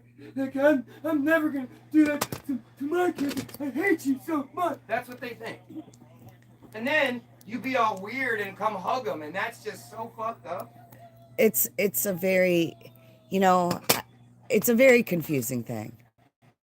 Now, when those kids grow up and they start losing control and spanking their children, because that's pretty much what it is. It's just losing your temper, and not knowing how to deal with the situation better. That's when they're like, "Oh yeah, well my dad beat me, and that was a good thing because, it made me learn." But they're just trying to justify what they're currently doing and the cycle perpetuating. If they really sat down and talked about it and thought about it, they would realize. Because again, once you get past the stage of being able to physically reprimand them and have it be effective, then you're left with being forced to talk to them. And if they're not used to that process, because for years it's just been spankings, Or they fear you. then not only are they not going to open up to you, but they're not going to get it. It's not going to I remember. work well. It's going to take a big transition period for that to, even be a solution. I remember my cousins, Mark. Mark was the Marine. Mark was the. For sure. Yeah, but that's what we grew up with. I mean, I got the wooden spoon from me. It was a wooden spoon in my house. Yeah, same here. We got the wooden spoon, and Mark used the belt. But Mark would, the kids would be acting up, and he'd be like, "Hey, do we need to take a trip to the basement?" And he'd be like, "No, sir," and they'd just stop. So who knows what actually, how bad the beatings were? I don't know. Maybe they weren't. Mark could just be. I never saw him do anything, and I never saw any bruises or anything. I never, never had the kids never complained about any of it. I mean, put it this way, like, well, I don't think were my you uncle was a actually bad really dad. beaten with the wooden spoon, or was it more? Oh no, threat? I mean, for No, me, I- it was just more of the threat. Like, you didn't even want to No, I got it all be the put time. in that position. All the time. Multiple, I mean, if you whacka, were- whacka, whacka. If And the you more were I Nathan moved, and I was a spanker, I would get it. what? You know what I mean? If you were a Nathan at that age, Yeah, but if you could spank Nathan, there's something wrong with you. right, Especially little Nathan, because you could see that it was already. which is probably how you react. There's one time I Well, remember. maybe you were a combination of our two. One time I remember I was young, and I locked Omi out of the house. I locked the door. Omi and Opal were both locked out. As a joke, or Yeah, it's a joke. And they got mad, and I Is it a dog? yeah. It's a dog, right? Oh, somebody's here. Cool. Hang on. Okay. I can't believe he locked his grandparents out and thought that would be a funny joke. Your foreign grandparents, like your foreign grandparents that lived through the fucking depression. No, that would not. I wouldn't even think to do that. That I would think would strike a deep chord. Somebody's here. She must have messed up. That's not yours. No, she just needs to scan it in or something. Oh. Tell her how much money she have on her. Right, mail lady. No, we love our mail lady. We fuck with her all the time. She's a great woman. Great woman. Those people have such a hard job. Lock his grandparents out. How do you do that? No. Mm-mm. That would not be funny. I'd do it to my mom. Maybe. I mean, not if she had groceries and shit in her hand, but definitely my brother. I'd do that shit to my brother. Depends on how bad of a kid you were. They both talked to me. I And counted as spanked me. WWE. I doubt I'll spank my kids. Grounding is much more effective. Well, and your grandfather broke your collarbone. My grandfather broke my collarbone, made up my mind then not to have children. That's so you good. didn't perpetuate that cycle I subconsciously. highly suggest We are more responsible with our choice to breed or not. way less people have kids. Yeah. I mean, think about it. If you just eliminated all the children from the people that didn't want to have kids, if all the people that got pregnant because they were just fucking around or something happened to them or whatever, but if you just eliminated all those and you just saved all the pregnancies and shit for the people that wanted it, don't you think that'd be a much more sustainable level of humanity? Well, I think it's deeper than okay. So, but then you get into where you draw that line, and that's how that whole movie Gallica came to be. Gallica. Oh, that movie's scary. It's scary. It's where basically everybody gets genetically tested. If you're predisposed to anything, then you're not allowed to breed. Is basically, and all the babies are basically done in a petri dish to. But see, that's what they do. They put those movies out to scare us, so that we think the solution is the bad thing.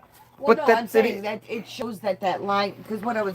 But we're trying to not get we're to- not idiots. We don't need to make the line like that. We can say that it's like I have MS. I should not have children, and that's a responsible choice.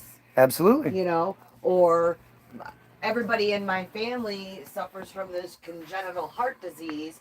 I don't know if I have it yet. Yeah, but since everybody has it, should But I see, have this child? Yeah, absolutely.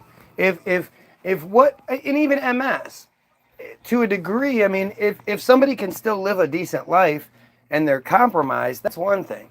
if somebody is Cerebral palsy. spinal bifida or some shit like that, then fuck that. No, not. But, I know again, Deontay Wilder's daughter is living this great life, and she has spina bifida, and well, her dad is Deontay Wilder. right. But Your dad's not. where do you draw the line though? Because it can then very well turn into, well, you can't breed, and shit like that will start happening. And that's where I think we need to open up the lines of abortion a lot more, and we need to come up with another understanding with that. Like miscarriages and shit like that happen all the time. Most women have been pregnant multiple times and their body has miscarried. You just didn't know it, and you had a heavy flow period. That's what a heavy flow period is. and It's generally an early stage miscarriage. it's natural selection. That's evolution. That's biology. It's just what it is. Sometimes it's just unfortunate accident. Sometimes it's something you ate. Sometimes it's who knows. But life and having children and all that is so hard that to make people who don't want to have children is fucking ridiculous. That's more irresponsible than anything else. We need to put more education and emphasis on preventative measures out there. And first and foremost, if Educate. you're opposed to abortion, you better have at least one adopted child. I don't want to hear your bullshit. Oh, there's other options and blah blah blah. There is, and it's the fucking DHS pedophile network.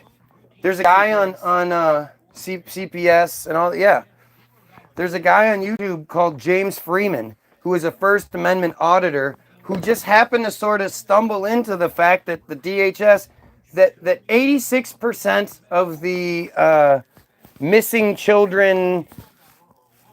86% of the kids that go missing and all that shit are within DHS's purview. Yeah, they're under DHS supervision, and it's a horrendous system. And to think that some child is going to be better off because you watched Little Orphan Annie and shit, that you're just wrong. Those are the people that grow up and a lot of times are really, really fucked up. Now, granted, there are some that get through it. I get it. But does that outweigh the tremendous amount that don't? I think that the stigma, the nastiness, and granted, I don't think abortion should be a weekend thing either. People should be responsible, no doubt. You are fucking with life. More education. Right. Measures. Right. But there's so many, and especially once you start getting into that church bullshit and all, you got to get rid of that. That's just nonsense. You know that up until they decided to get rid of purgatory 20 years ago or whatever, that's where aborted babies went. That's where infants that died before they were baptized. That's where all the babies that died before baptism went. Or people that committed suicide. But people that committed suicide, yeah, okay, whatever. they did something selfish and blah blah blah. These are babies that did nothing wrong. Why are they in purgatory? Because they didn't get baptized? And it was like 20 years ago, they were like, that's a really bad look. We should get rid of that. And then it's just gone. There's no more purgatory. Doesn't exist anymore. We went from there's no such thing as aliens to nope, they are now within God's realm. Right. And then all of a sudden it was okay. Right. I mean, depends on how bad of a kid you were. They both talk to me and spank me. I doubt I'll spank my kids. Grounding is much more effective. No. Talking and communication is more effective.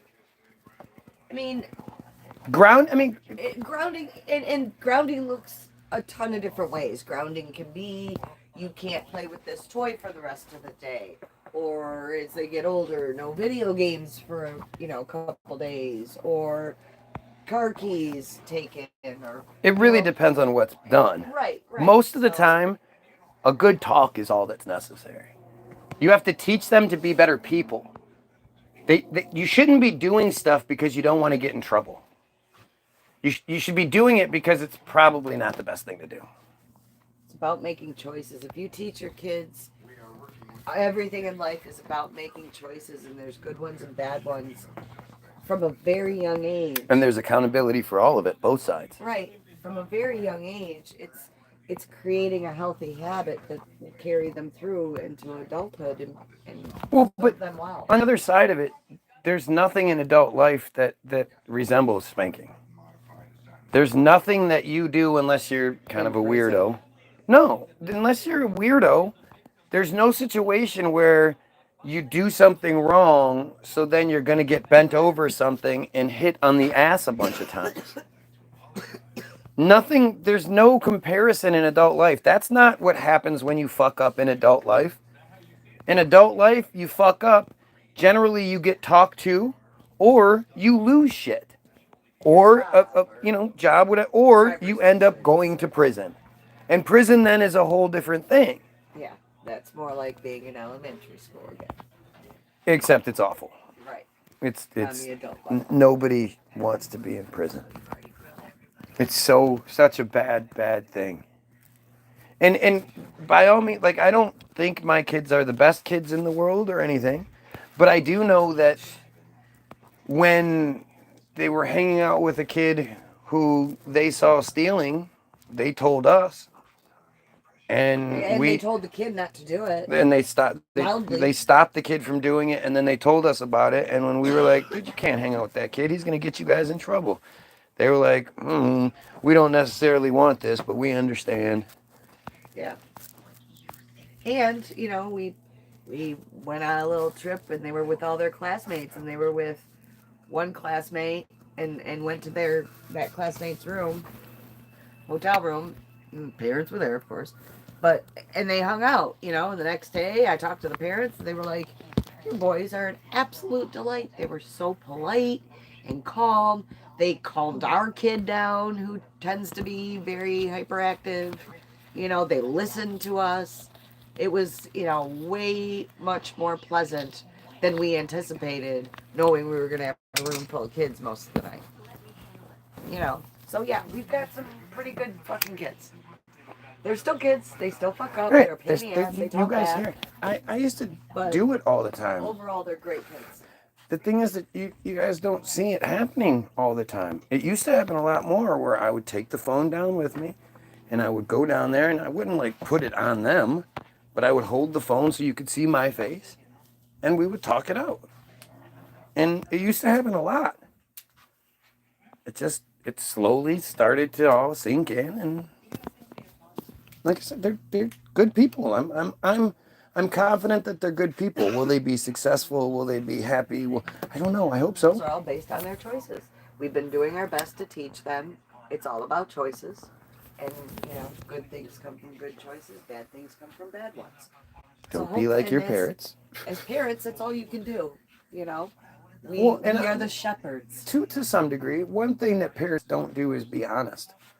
Most parents portray themselves as these saints and these beings that they absolutely aren't, and that their kids grow up with this, especially because when they're little, they see you as that. They see you as this infallible, and the fact that you hit them is just it's mind altering. It's A betrayal on a very deep level. yeah, we've forgotten that. That's one thing as adults we've forgotten.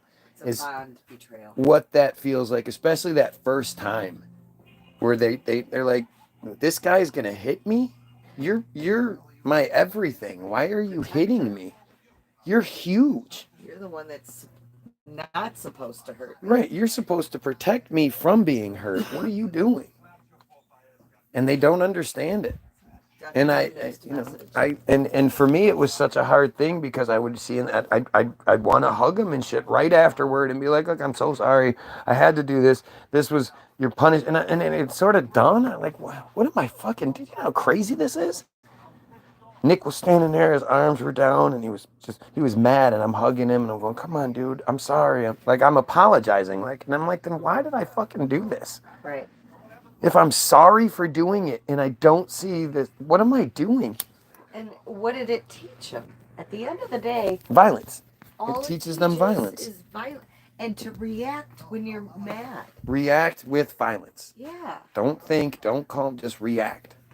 It's not And then a hug them positive afterwards. thing. Such a weird thing. Such a fucking weird. And I get, kids can push buttons and they can be so bad that they deserve a whooping. I understand. I was raised in that mentality, even though after my mom left my dad, didn't really get whoopings. But there are still better ways. There's other ways. And if your kid's being that bad on a consistent basis, something is going on they need to talk about. My spanking stopped when the spoon broke. And I laughed. And she was like, uh-oh. And she was terrified because she was like, what do I have now? Now I just taught him what to do in these circumstances, and if he does it to me... No, it wasn't that. It was that was her thing. That was all she was already worried. She had your mentality. She was a female who had been assaulted. So in her mind, once I get bigger than her, I can assault her. Not understanding that, are you crazy? I'm going to assault you? Like, what's wrong with you? But, like, that's something, amazingly, because dysfunction works the way it does, my wife has that same perspective that, like, I've told her, you don't have to be scarier. You're their mother. There's going to be a point where they're going to be bigger and stronger than you anyway. So it's not about that. Well, no, they got to know. No, it's not that. They have to respect you and love you to the point where they would just never do that. Why would they ever do that? That's not. And as a woman who's been assaulted, you can't wrap your head around that. Every man can do that. It happened to me. It can happen again. Men are capable of this. And you just don't understand it. It has nothing to do with, and with my mom, that was what she relied on. Because that's what she was raised in. And I had been spanked by a wooden spoon hundreds of times by that point. Just hundreds. And that was her go-to. That was when things got rough. That was her go-to. And that would, shut me up. Like, I can remember being in school and like begging the teacher, please don't just call my mom for every superficial little bullshit that you want to call, because I'm going to get spanked over this. Like coming to school the next day with a pillow and sitting on the pillow because I was so torn up from it. School didn't give a shit.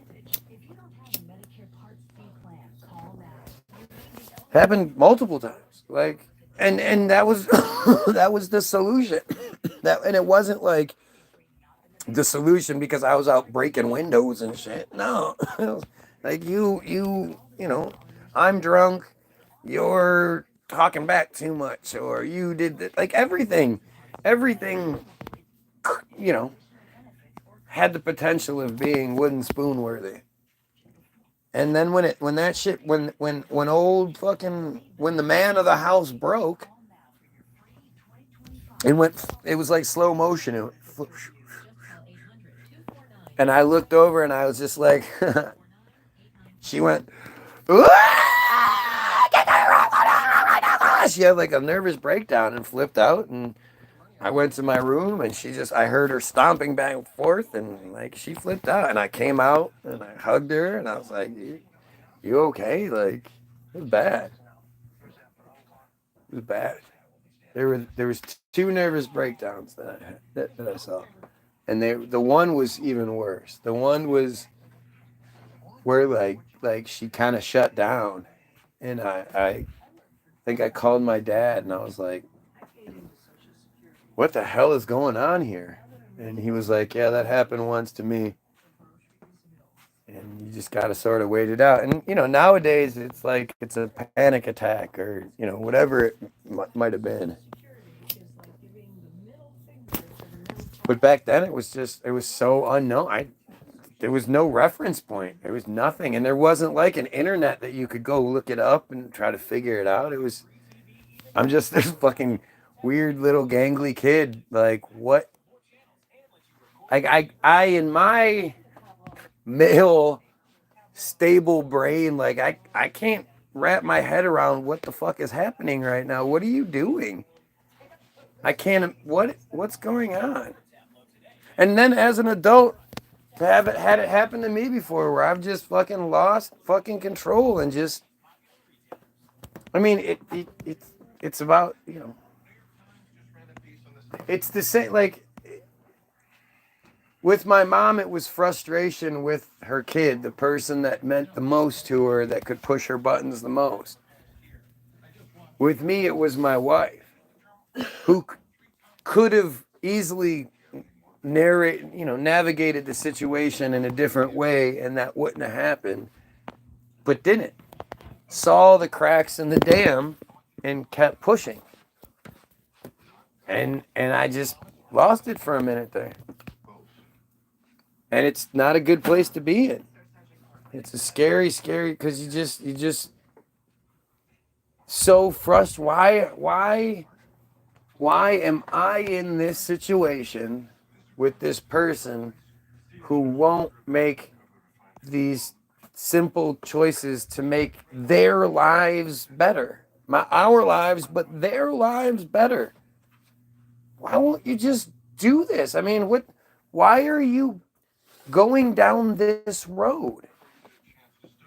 And that's what happened with my mom. Like, she was, I had gotten in trouble for something or something. The one time she was, the second time she was just drunk and like having one of those, talking about what, her just reflecting on her life and everything she'd been through. And it was like a fucking tsunami. It just built up and built up and built up. And then when it crashed, it was just devastation.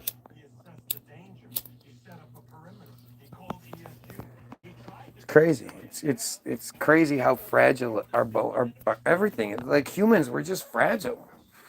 We're resilient and we're all these things, but there's a fragility there. But see, like again, there's a situation that we know of where a man put his hands on his woman, and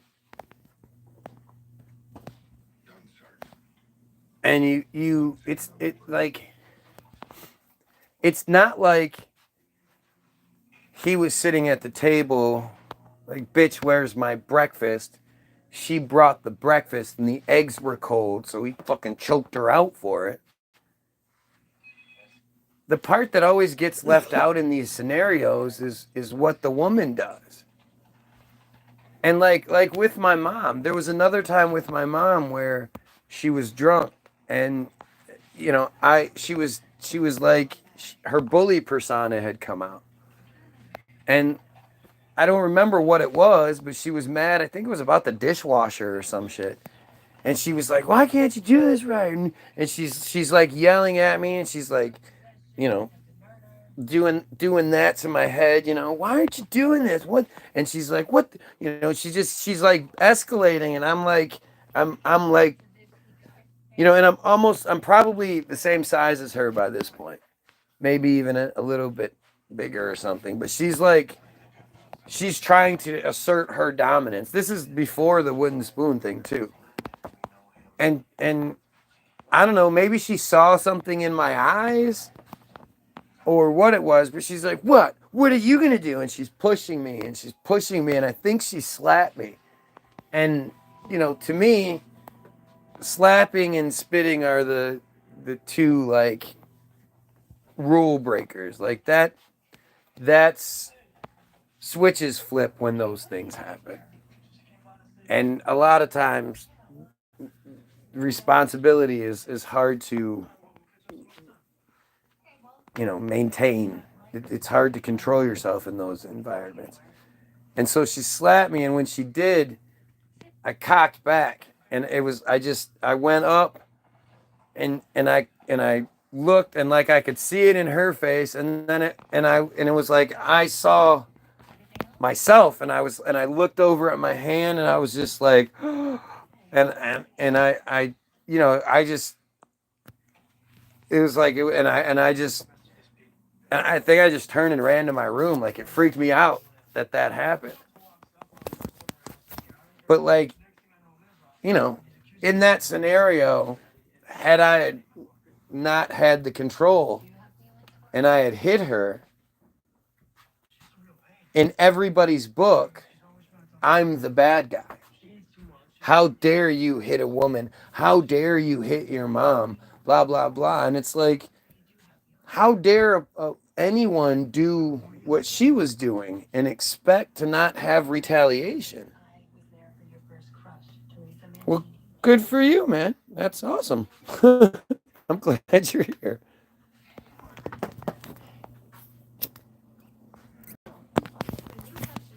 That seems incredibly coincidental.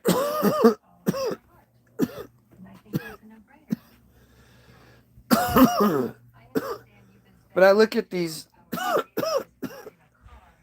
scenarios all the time, and like the girl that we know that recently got hands put on her, she's a horrible person. I guarantee, and the reason he put hands on her is because he went through her phone and found some shit. She was planning on cheating on him in the next, couple of days. And I guess he had cheated on her, and just, but instead of leaving, which eventually, I mean, she ended up leaving. So she gets hands put on her, so then she leaves.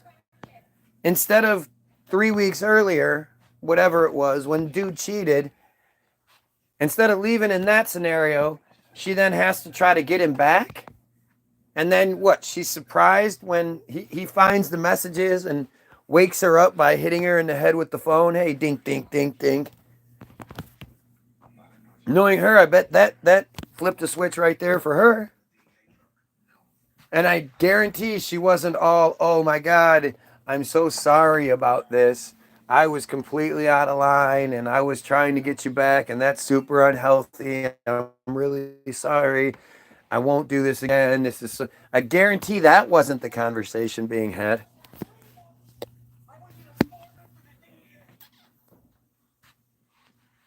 But we never talk about that shit. You have Jew shows like Maury Povich.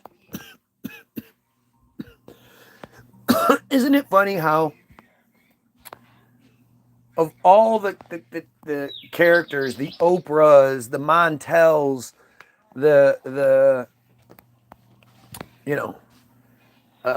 Jenny Joneses, and of all the people that had those Geraldos, that had those big shows back in the day, the only two shows that really stood the test of time and survived were the Jew shows, Springer and Povich, and then the spin-off from the Jew show where the Jews make tons of money still off of it, Steve Wilkos.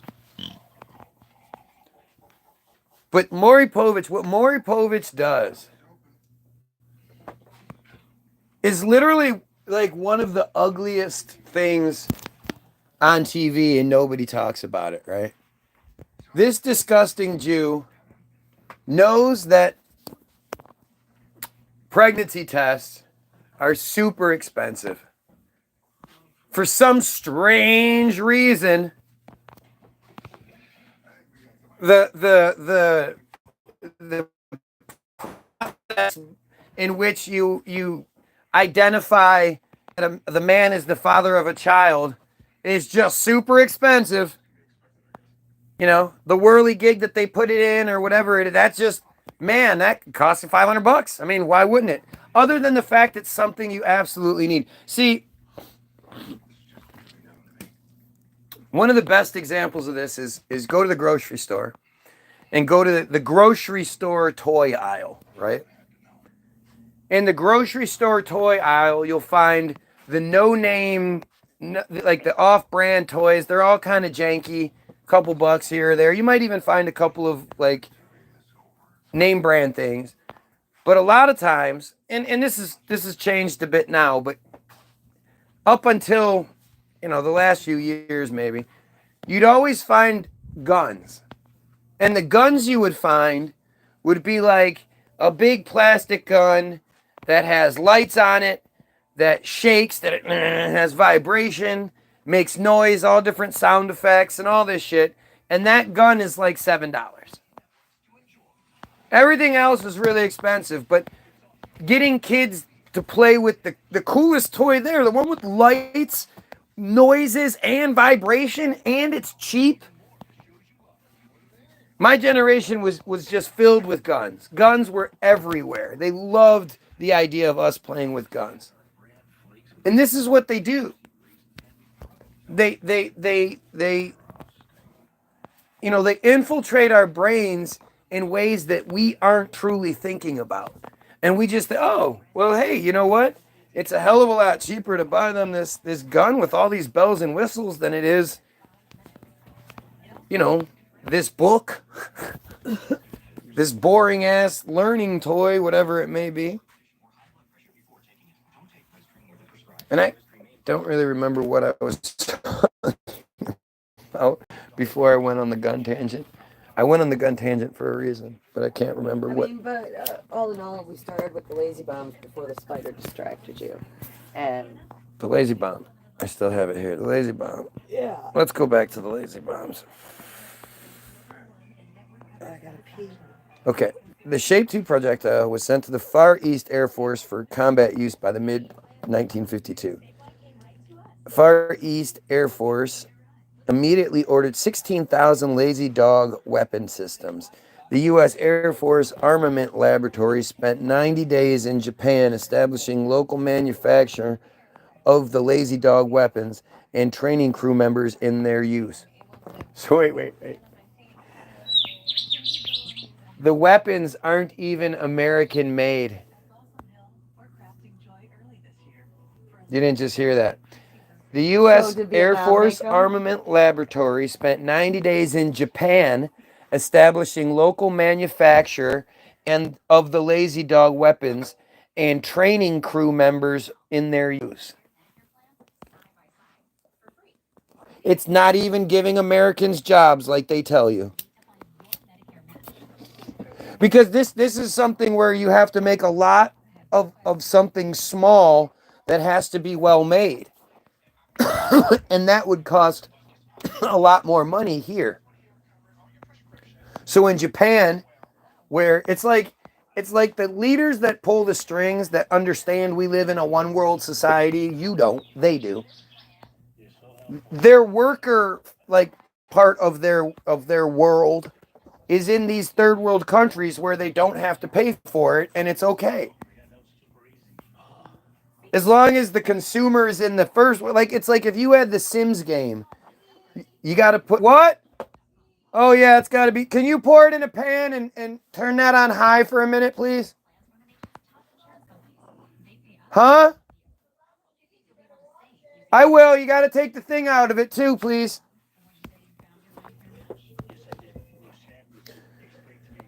I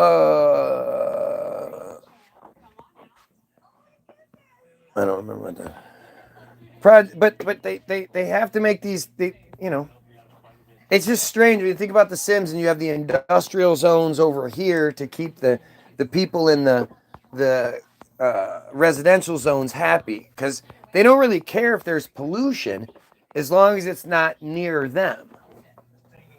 Out of sight, out of mind. So as long as the products are good, we don't really care. And fuck, we didn't know about it to begin with. You know what? All right, let's just finish this.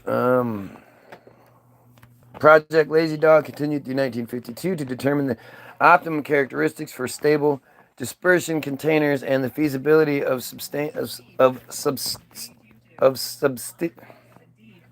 substituting a Lazy Dog warhead for the explosive nose of the Matador missile. The Lazy Dog program remained ongoing in the late 1950s. Lazy Dog projectiles could be dropped from almost any kind of flying vehicle. They could be hurled from buckets, dropped by hand, thrown in their small paper shipping bags, or placed in a M44 cluster adapter, a simple hinged casing with bins built to hold the projectiles, opened by a mechanical time delay fuse. The adapters themselves were 69.9 inches long and 14.18 inches, 0.18 inches in diameter. They would be shipped empty, then filled by hand, depending on how many projectiles could be packed in. Loaded weight varied between 560 and 625 pounds, with the theoretical maximum number of projectiles listed as 17,500. Depending on how they were released into the air, each Lazy Dog projectile could have a significant amount of kinetic energy. In the extreme case of being released at 100 feet from a 800 feet per second aircraft, they could retain the speed of 710 feet per second at the time of impact. Alternatively, if released from high altitudes over 10,000 feet, the projectile will approach its terminal velocity around 700 feet per second, of around 700 feet per second. A variant version of the Lazy Dog projectile was developed for the recoilless rifle. Development was suspended because another type of flatchet was used for the recoilless rifle. Terminal velocity is the maximum speed attained by an object as it falls through a fluid. Air is the most common example. It is reached when the sum of the drag force, Fd, and the buoyancy is equal to the downward force of gravity, Fg, acting upon the object. That's stupid. Since the net force of the object is zero, the object has zero acceleration. For objects falling through air at normal pressure, the buoyant force is usually dismissed and not taken into account as its effects are negligible. That is stupid. That is fucking stupid. As the speed of an object increases, so does the drag force acting on it, which also depends on the substance it is passing through, for example, air or water. At some speed, the drag or force of resistance will equal the gravitational pull on the object. At this point, the object stops accelerating and continues falling at a constant speed called the terminal velocity, also called the settling velocity, because things have to have two names. An object moving downward faster than the terminal velocity, for example, because it was thrown downwards, it fell from a thinner part of the atmosphere, or it changed shape, will slow down until it reaches terminal velocity. Drag depends on the projectile area, here represented by the object's cross-section or silhouette in a horizontal plane. An object with a large projected area relative to its mass, such as a parachute, has a lower terminal velocity than one with a small projected area relative to its mass, such as a dart. In general, for the same shape and material, the terminal velocity of an object increases with size. This is because the downward force, weight, is proportional to the cube of the linear dimension, but the air resistance is approximately proportional to the cross-section area, which increases only as the square of the linear dimension. For very small objects such as dust and mist, the terminal velocity is easily overcome by the conventional currents, which can prevent them from reaching the ground at all, and hence they can stay suspended in air for indefinite periods. Air pollution and fog are examples. Man, that's fucking stupid. Can light fall faster than terminal velocity? I mean, the idea of gravity on things is just stupid. Okay. What you gonna do about it? What you gonna do? You can't touch that handle. 'Cause I'm still in love with you. What you gonna do about it, girl? What you gonna do? Still in love with you. Watch out. Mo, move. Mo, move. Move, Get out. dude. Get out. Whoa. Smooth move, X-Lax. Yeah, you did. That was all you. Because you're Jay. Hear what I say? Don't touch it, Nate. Someone just showing how we can wear it. Yeah, I know. I'll answer her. Please stay out of my messages. She doesn't want you seeing the ones from her boyfriends. No, he likes to answer them. And I don't want him Boyfriends. Because your mom has several boyfriends because she is a whore. answering. Oh my god. Yeah, I have to tell it like it is, okay? I have to be honest. These kids deserve nothing but honesty, right, Do up Nathan? Nathan's tea when it's done. I don't have to do shit. I don't even like the kid. Not even my kid. When are you gonna tell him who his real dad is? Steve. There he goes. All right, tea minutes. He hasn't even figured out that Gabi is Steve's backwards. I love it. Okay, just a couple of minutes. Don't let let yours get cold like you let his. I didn't let anything happen because the force is working against me. Be quiet, Steve. Steve Jr. It's got to stay for a few. It's fresh jasmine. Some special jasmine. Fresh dark. jasmine. I got it from Ooh. Wiccan Candle. Wick and candle. Wick and candle. You can't have one without the other, or it's not a handle. But it's not a handle because it's a candle. You're going to guys tomorrow. The universe makes the drink cold. It's science. Oh my gosh. Dad, What? Can we please play games today? No. since they're doing Yaya visits this week, and they have the week off school. if you guys See, start do fighting- you guys even see, like, she's making it seem like I have something to do with this. Did you guys even see this dumb thing that's happening right now? She's telling me in an asking tone. But no, Angela. Yeah, that's going to work out. I mean, if you have a good argument against, I'm willing to listen. That's all. Have you met them?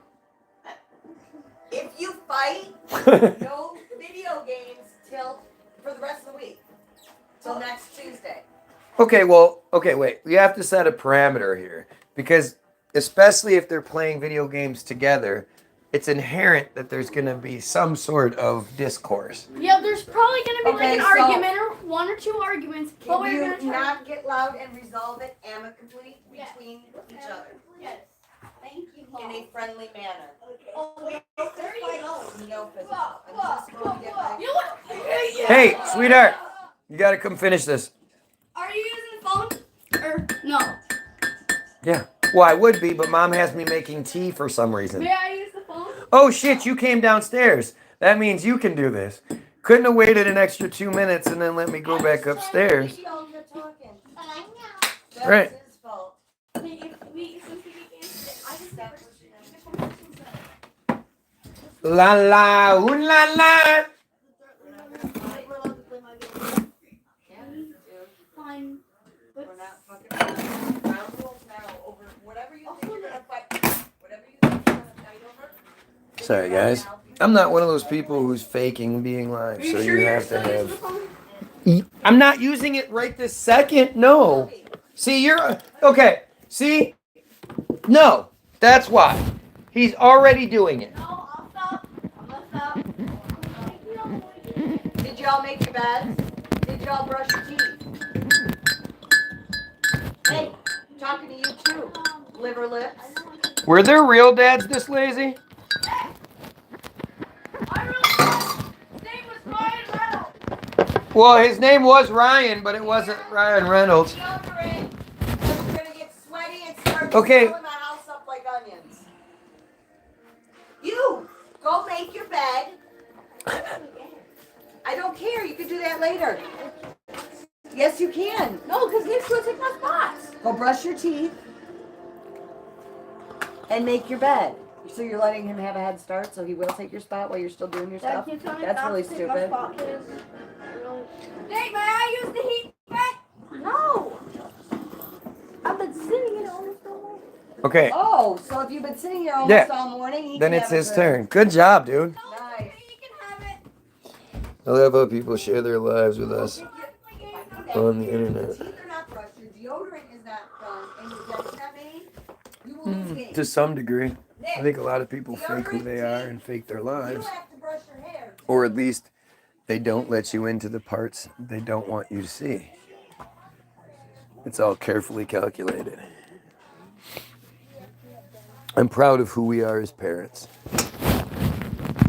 I post everything that I'm proud of. There's nothing I regret posting or anything like that. I'm proud of things because I believe that there are people out there that absolutely need to see a different side of the equation, because what they've seen and who they are these idiots. You know, they fall for these idiots.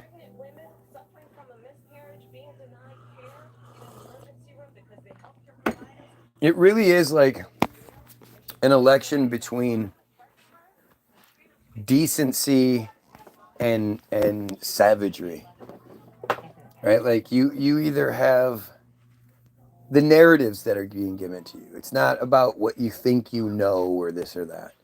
I'm saying that the narratives that are given to you is you have this multiracial middle class chick who grew up middle class, according to the narrative.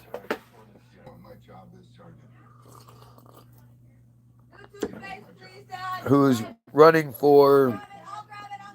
No, just squeeze the toothpaste down the tube. Okay, Nick, there's two of them. And in 6 months.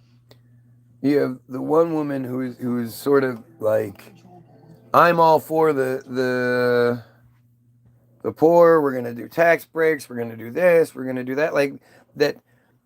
It seems like she's trying to reach a semi-intelligent to intelligent middle class.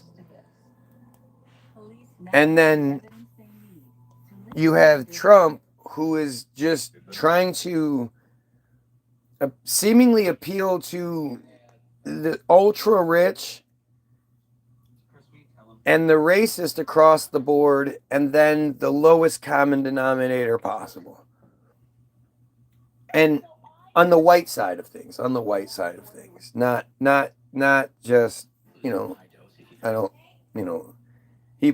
I guess he is trying to appeal to the black side too, because of the things he believes, the jobs that the Mexicans are coming across, the South Americans are coming across the border and taking, those are black jobs and Mexican jobs.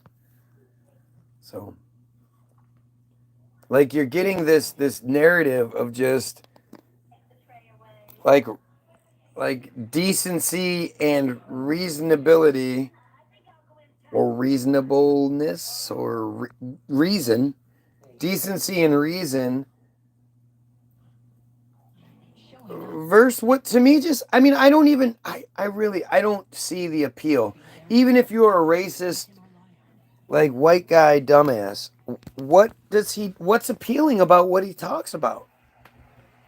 Where is the appeal even to the piece of shit? I don't get it. I've been asking for literally years, and you get these same, the economy was so much better. It wasn't. And even if it was better, like, the parts that were better are generally the things that the Trump administration inherited. But I don't sit here and think Obama or the Obama administration was this great thing. I think that the Obama administration was a cooling off process where they had to give us something else after Bush. You know, we were very much like close to revolt. Dad, Yeah, tomorrow I'm bringing my walkie-talkie to Giannis. I want to see how far it goes. it won't reach. What if it does? It won't.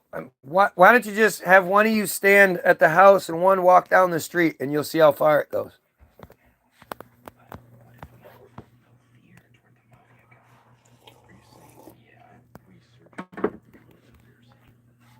Fuck, I forgot what I was saying. God, I hate when he does that. Fuck. What was he talking about? You're really good at it, and I'm not that good at it. Damn. I totally forgot what I was saying.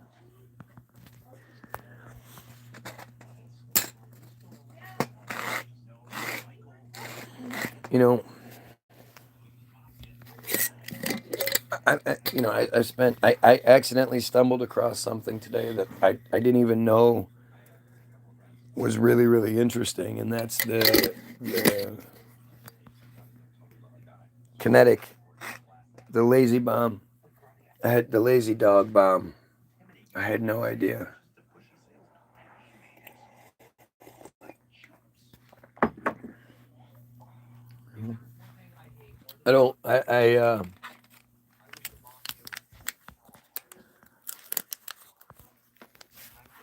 I just think it's interesting how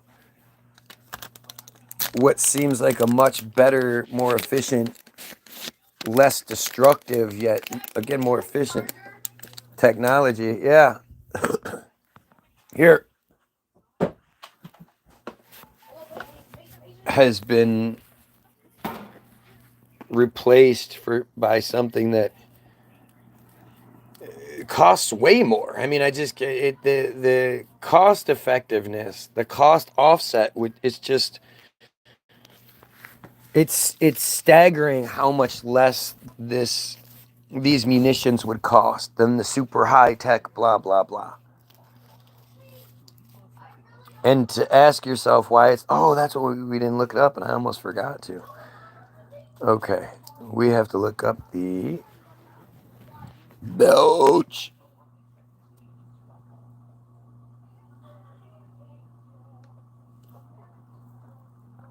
Chinese chemical plant explodes.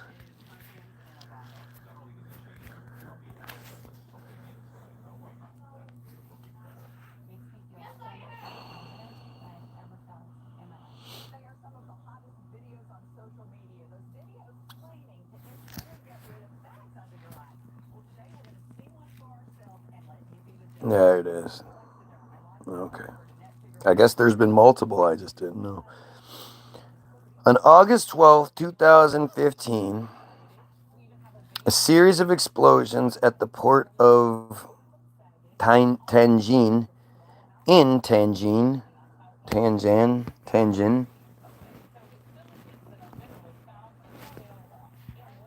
northern China, killed 173 people, according to official reports, and injured hundreds of others.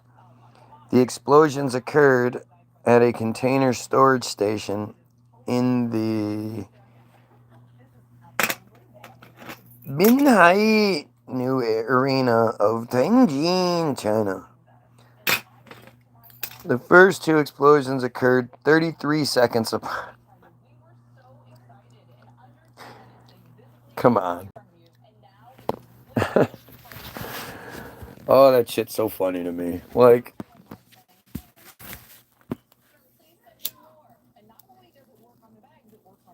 just in case you were maybe on the fence.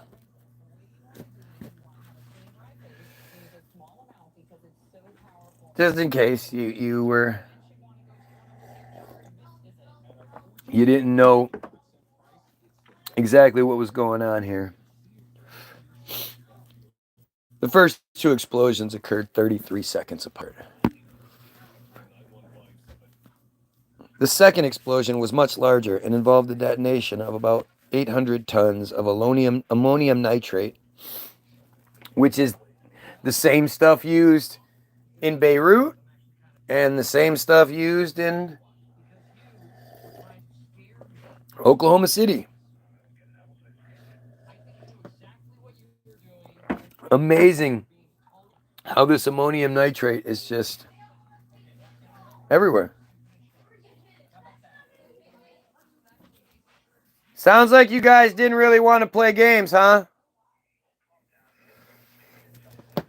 Approximately 156 tons of I don't. It's weird how they do this because tons is used, TONS, but then this tones, TONNES, is also used.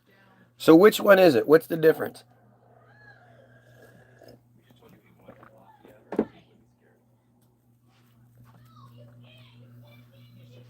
Fires caused by the initial explosions continued to burn uncontrolled throughout the weekend, resulting in 8 additional explosions on August 15th. Is this the one I'm talking about? The cause of the explosions was not immediately known, but an investigation concluded in February 2016 that an overheated container of dry nitrocellulose was the cause of the initial explosion. The official casualty report was 173 deaths, 8 missing, 798 non-fatal injuries. Of the 173 fatalities, 104 were firefighters.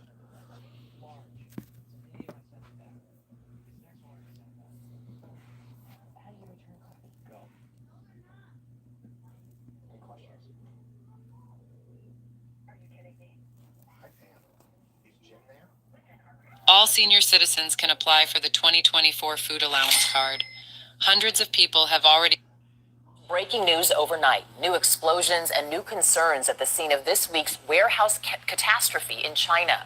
The warehouse is in the northeast port city of Tianjin, where they stored toxic chemicals. Boy, she's fucking and there that is up, fear huh? this morning that shifting winds are sending fumes into residential areas. The death toll in the tragedy has risen to 85, but into the sky by a toxic brew of chemicals around the site of Wednesday's deadly explosions for fear of contamination. The blast at a warehouse full of shipping containers created a mushroom cloud and was fueled by a toxic brew of chemicals. On Saturday, a row of charred-out car shells that had been destroyed more than a mile away from the site unexpectedly caught fire again, sending more plumes of black smoke into the sky. A mile away, a group of cars caught fire? That's why? What? Tensions flared at a press conference as family members of the victims fought for answers. I haven't had any contact, said this man whose son is one of 1,000 firefighters that were sent to put out the blaze. 85 people have been confirmed dead, including 21 firefighters. There was a bright spot on Saturday as rescuers pulled this man from the wreckage. More than 700 people have been injured, but it's still I don't unclear. think that's the one I'm talking about.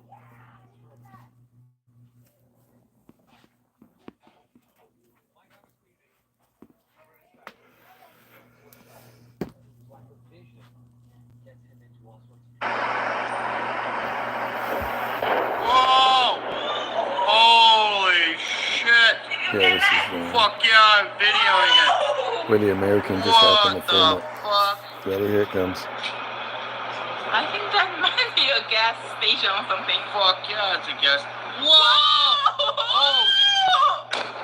What the? Holy shit! No fucking way! Oh shit! Oh shit! No! Here comes the wave. The wave's gotta hit him. Are we dangerous here? Yeah, we're dangerous. Oh my god! Oh dear! Are you filming? Yes, I'm filming! Wow! Wow! I think we are dead. The last one's the worst. Are you filming? Yes, I'm filming! Wow! Wow! I think we are dead.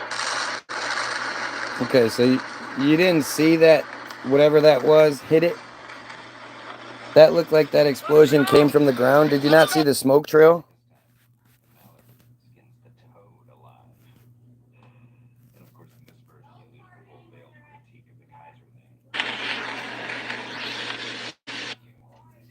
Look at the vertical smokestack.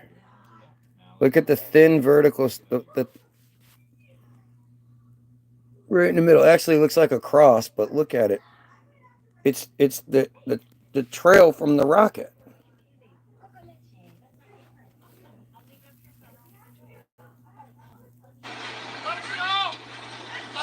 And of course, the video stops right after you can see that.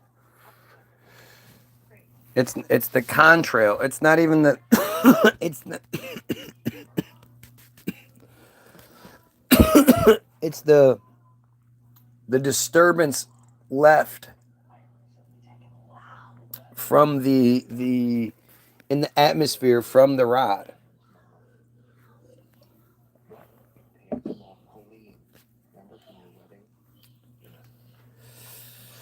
Let's see if they actually talk about China switching over, or if there's like conspiracies or whatever. The cause of, oh wait, background, explosions, immediate aftermath, company ownership, investigation, response.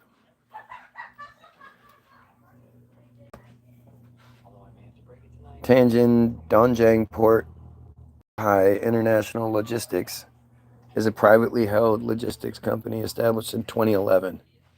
It handled hazardous chemicals within the port of Tianjin, such as flammable and corrosive substances, oxidizing agents, and toxic chemicals. The company, which employed 70, was designed by the Tianjin Maritime Safety Administration as an improved agent for handling these hazardous chemicals at the port, and its operating license was renewed 2 months prior to the explosions.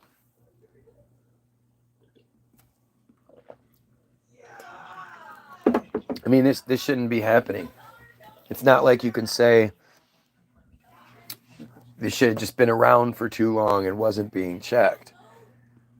The thing was established, what, 5 years before this happened? 4 years before this happened? That doesn't make any sense. And it was certified in every every way 2 months before this. To get the certification, there had to be inspections.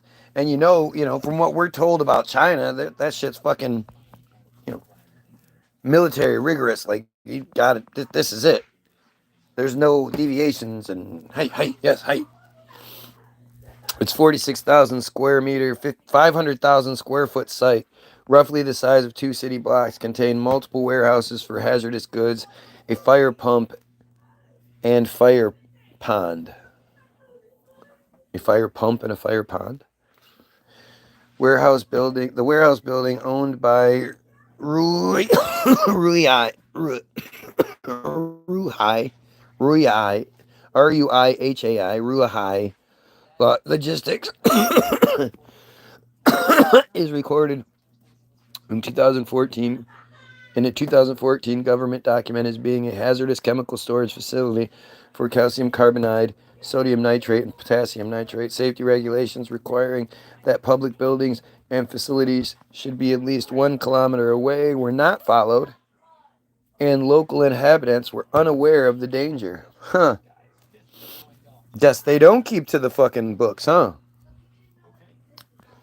But I mean, they do what they want to do. Whose books?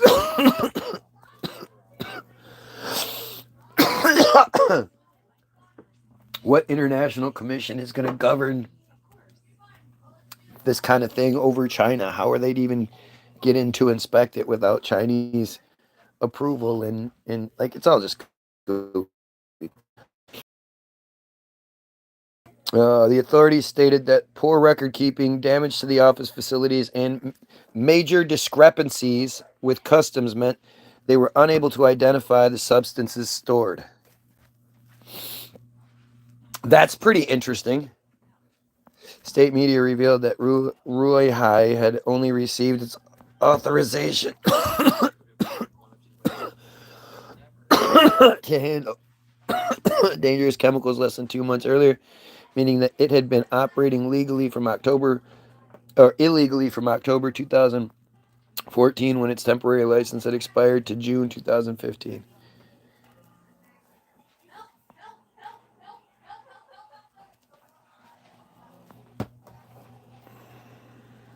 All right, let's see here. We'll just do it. It's a little bit of reading, but we'll do it. The first reports of a fire at a warehouse in the Binhai New area Binhai New area, all capitals. Well, not all caps, but all capitalized words. New area began coming in at around 2020 or 2250 local time. That's what, 1050 local time on August 22nd, on August 12th. The first responders were unable to keep the fire from spreading. Firefighters who first arrived on the scene proceeded to douse the fire with water as they were unaware that dangerous chemicals were stored on site, thereby setting in motion a series of more violent chemical reactions. At around 23:30, that's 11:30, the first explosions occurred and registered as a magnitude 2.3 earthquake, generating seismic shock waves energetically equivalent to 2.9 tons of TNT. After 30 seconds, thought it was 33 seconds. After 30 seconds, not 33 seconds, a second violent explosion occurred. So right there, wait a minute. This is the same fucking article. Immediately, within the first sentence or two, it's giving you the heads up. 33 is thrown in there, but then later on in the same article, it corrects it and says it's 30 seconds. That's interesting. A second violent explosion occurred, causing most of the damage and injuries, with shockwaves felt many kilometers away. The second explosion registered a 2.9 magnitude earthquake and generated seismic shock waves energy equivalent to 21.9 tons of TNT. So that's a pretty tremendous scale to go from 2.3. A 2.3 earthquake is 2.9 tons. A 2.9 earthquake is 21.9 tons. That's a huge difference. What does that equal? What's the equivalent there? 2.3 is 3 tons, we'll say.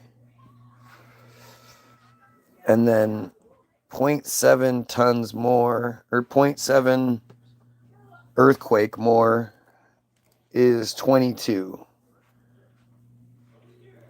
So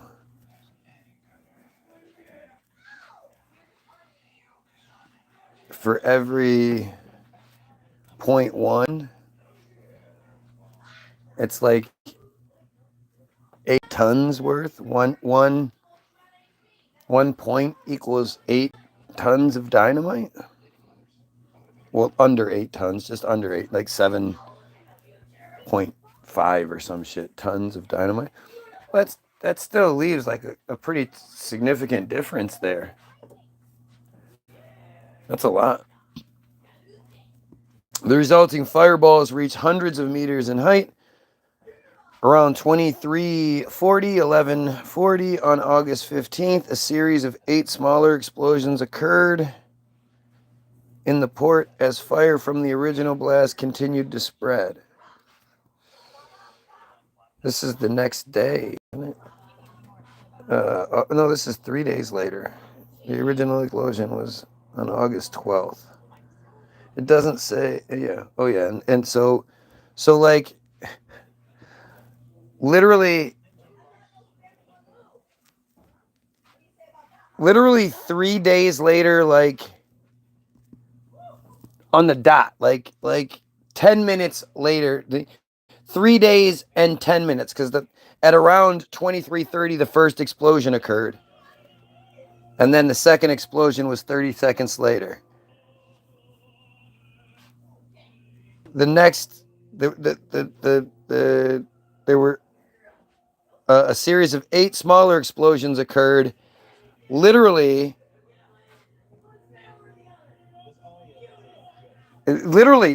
72 hours later, like at 23:40. So at 23:30 it started, and then 30 seconds later, so that would have been 23 or 24 exactly.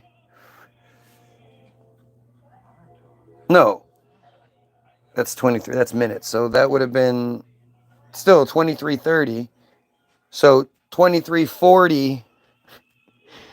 3 days later. That's just that seems like, wow, nature, you are efficient as fuck. I guess it doesn't have to correlate the amount of explosives causing a certain earthquake size. Right? Isn't that strange? Doesn't that seem like a strange correlation there? Like, I don't know. I'm not bragging about my math skills by any means. So if whatever I'm wrong about, please, if somebody can put it in perspective a little better. But that's sort of that doesn't really matter. But I just think it's strange. I just think it's strange that within 10 minutes, 3 days apart, these events happen and nobody thinks that's weird. Like, man, it sure is a coincidence. Then I guess we just chalk it up as coincidence. That seems like an operation to me. The total energy release was equivalent to 28 tons of TNT, or 100 GJ, which is... It doesn't tell me. I clicked on it, and it gave me this table. SI multiples of joule. Hey, guys! You sound like you're on the verge. No, maybe. The explosion was large enough to be photographed by Himawari, a geostationary meteorological satellite operated by the Japan Meteorological Agency, JMA.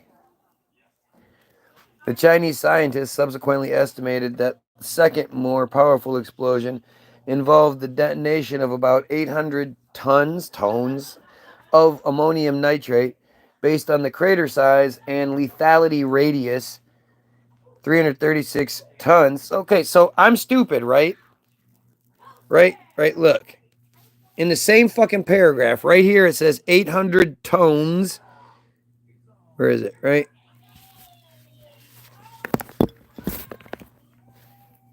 Ow. Right here it says 800 tons, TONNES, and then right here it says 336. Fuck. It says 336 tons, TONS. What is the fucking difference? Why is there a different? Why is that worded that way? Think about how weird that is. What is a TOO? What is it? TONNES? What does that mean?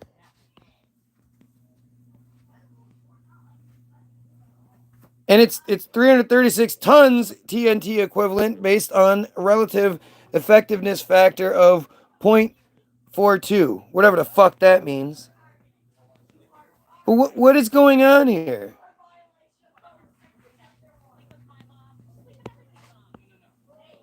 $800 tons of ammonium nitrate. What does that even look like? That seems like that would be a lot. 800 tons of anything seems like that would be a lot of something. 1 month after the explosion, official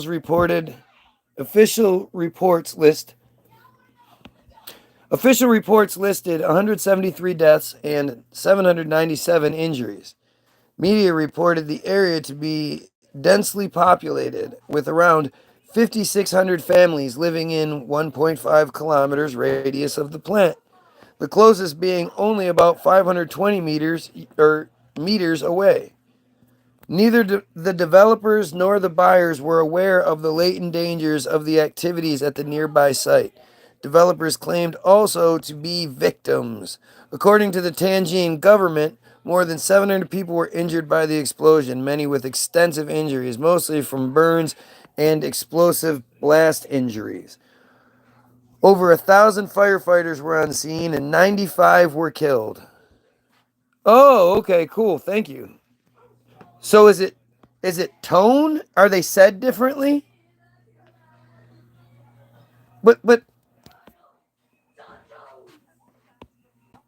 so that's just so then if they're giving measurements in tones, tone is metric, ton is imperial. But why would they do that? Other than to be confusing, why would they be doing this back and forth? You know, like okay, so I have no idea what 1,000 kilograms is. I don't know how many. What is that? That's less than tons, more than tons. Like what's 1,000 kilograms in pounds? I used to pronounce it tunny. It you know, what's it called?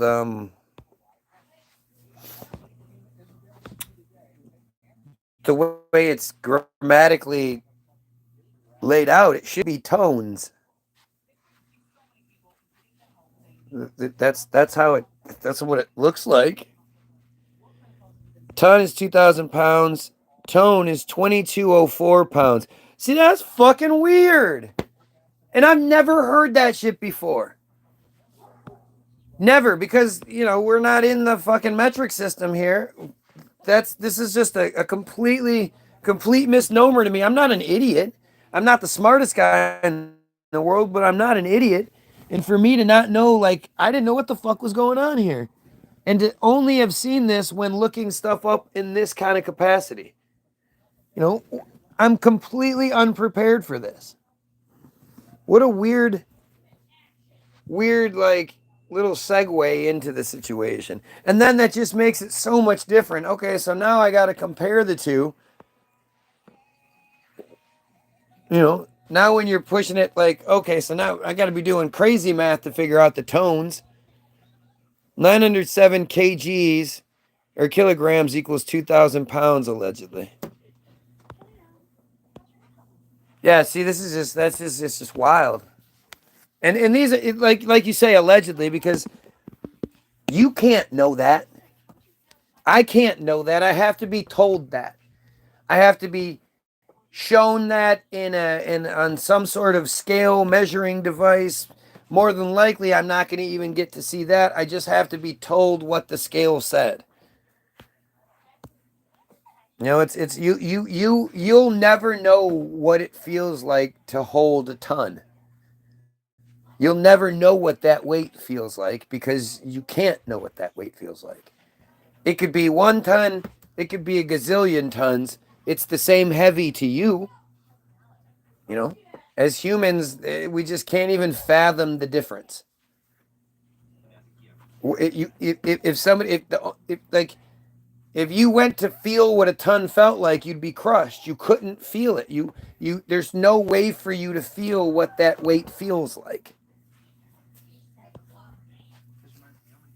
It's a weird thought, right? It's a weird concept. Over 95 firefighters were killed. One surviving firefighter from his team, a 19-year-old named Zhao Ti, was found on the morning of October 14th. The death toll, which also included 11 police officers, was the worst in a single incident for Chinese frontline responders since the founding of the People's Republic of China in 1949. Destroyed car. Weird how there's just this random car that's destroyed, but all around it, it's fine. What destroyed the car? Like, it looks like it got hit by something. Photographs and videos showed extensive destruction in and around the warehouse. Good thing it was at night too. See, that's the thing. When the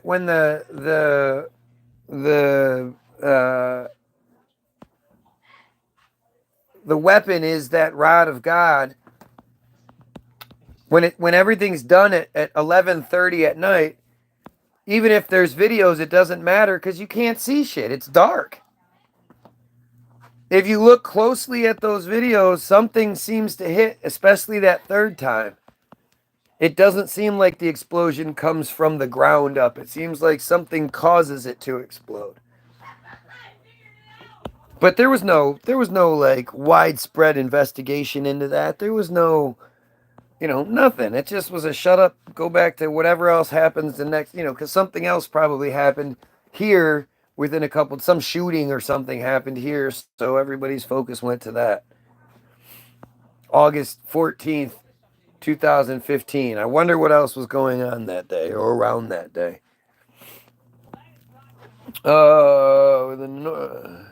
Photographs, video showed destruction in and around the warehouse with an enormous crater at the blast site. Right, of course.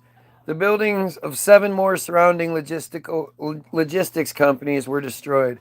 The large quantities of intermodal container stacks were toppled and thrown by the force of the explosions. More than 8,000 new cars from Hyundai, Kia, Volkswagen, Renault, and Toyota parked in the lots located nearby the blast were largely burned as a result of the initial explosions.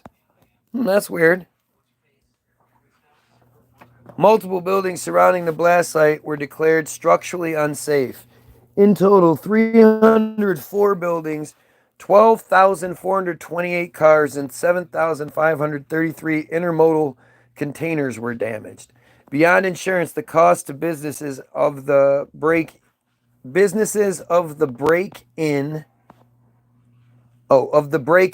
the supply chain caused by the explosions was estimated at $9 billion, making it the third most expensive supply chain disruption of 2015. It wasn't even the number one supply chain disruption or number 2 supply chain disruption of 2015. Apartment blocks 2 kilometers from the site, 1.2 miles, sustained shattered glass, loss of roof tiles, and damage to ceilings. With 17,000 units being affected,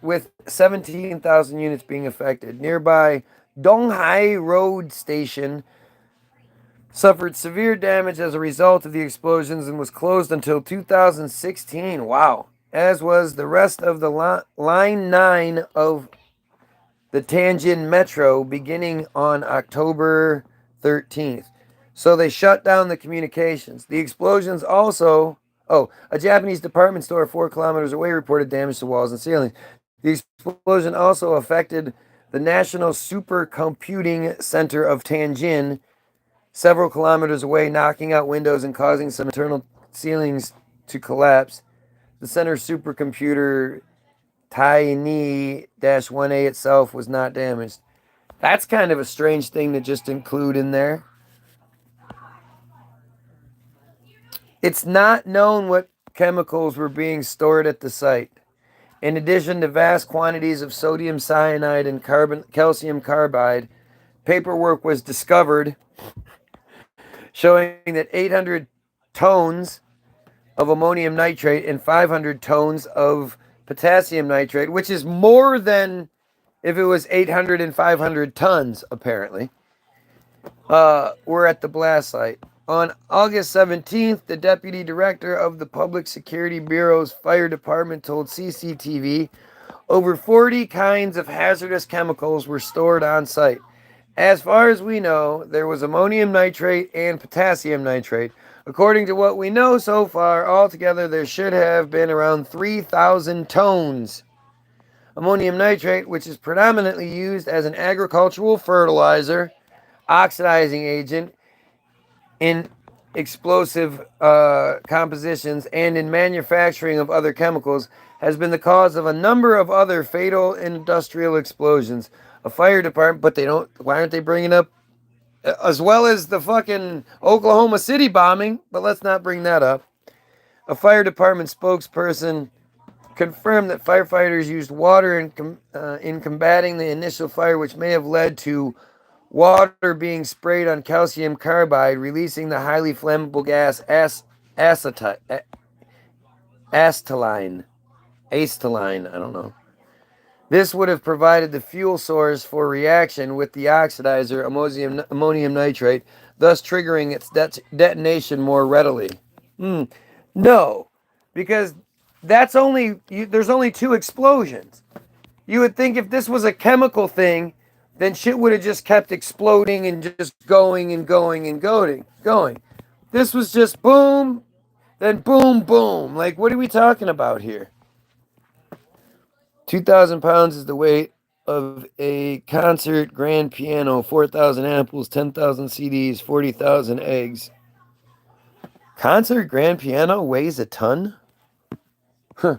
But again, you'll never still know what that feels like because you can't feel that weight.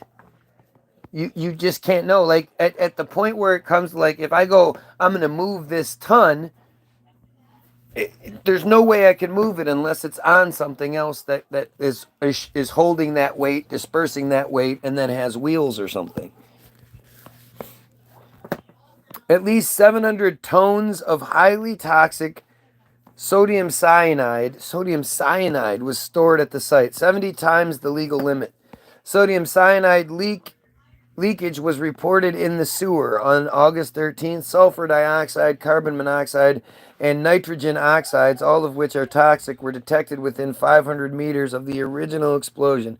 But the levels conformed with the national standards.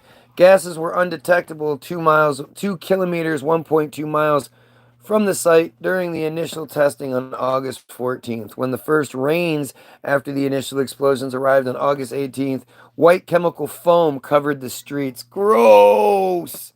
Citizens complained of burning sensations and rashes on sensitive skin regions after coming into contact with rain droplets. However, meteorologists and health experts sought to reassure the public that the rain was not directly harmful to health, whilst the Environmental Protection Board advised against exposure to the rain due to traces of cyanide dust reacting in with water.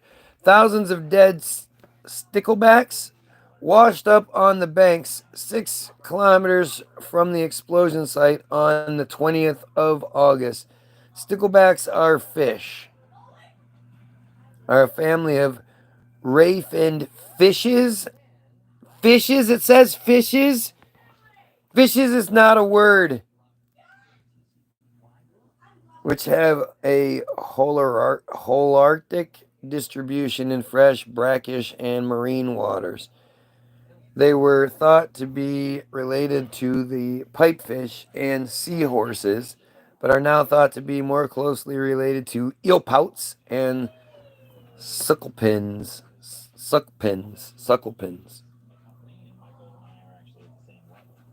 Description. Sticklebacks are endemic to temperate zone and be found. I want to know how big they are, sizes. The maximum size of the best known species, the 3, is about 4 inches. But few of them are more than 3 inches long. So they were just a little bitty fish that just died. That's fucking. And this one kind of fish was dead. That's it. It didn't kill any other kind. There wasn't any other fish in that same. That's weird. Fueling fears of water contamination. Officials downplayed the fear, saying there were not high levels of cyanide in the river, and the fish likely died due to oxygen depletion in the water. So then, why didn't the other fish die? More precipitation throughout August in the Binhai New area brought more complaints of skin irritations and burns from volunteers and journalists. A bright white foam manifested yet again on the streets in a similar manner to before. Ding Xiaoying, director of Tanjai's Environmental Monitoring Center, stated that the foam was a normal phenomenon when rain falls, and similar things have occurred before. People were like, no. Fishes usually refers to multiple species of fish. That's all fish. Multiple species. Like, you said it right, other than the spelling. Like, you didn't say multiple species of fishes. It's multiple species of fish. Fuck that. So, it's not going to talk. So, here's the investigation. After the explosions, the CCDI placed Yang Dongying,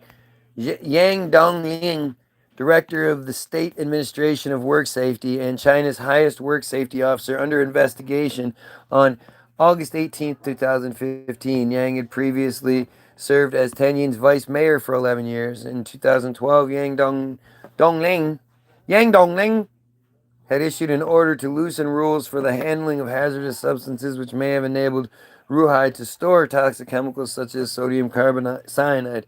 But they don't know what actually caused it, so how can it be to blame? On August 27th, Haun reported that the police had arrested 12 people with suspected connections to the explosions, including Ruhai Logistics chairman, vice chairman, and at least 3 other managers, with the other 7 people unnamed. On February 5th, 2016, the Chinese government issued the investigation report of the explosions. The report concluded that the fire started in a container through auto ignition of nitrocellulose due to vaporization of the wetting agent during hot weather.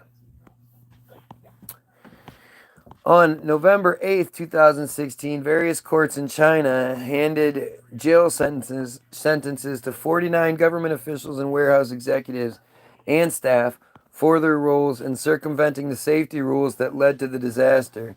Yu Ziwei, the chairman of Ruhai Logistics, was sentenced to death with a 2-year reprieve. Holy shit! That's how you do it. That's amazing. Can you imagine if U.S. officials and shit were held to that level of a fucking that standard, that level of responsibility? They knew if they fucked up, that was it. That's fantastic. I got to give China props on that one. Okay, so let's see. 2015, China goes off petrol dollar.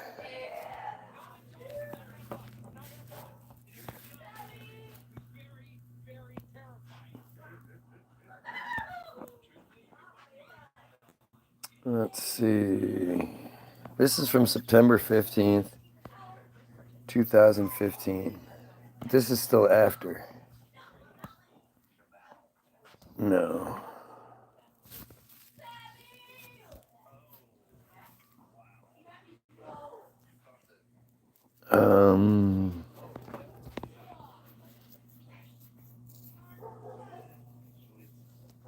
See, it's not going to be fuck, let's see. All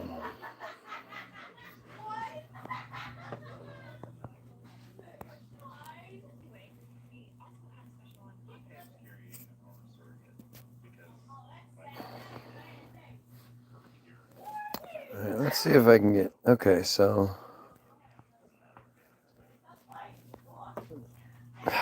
no.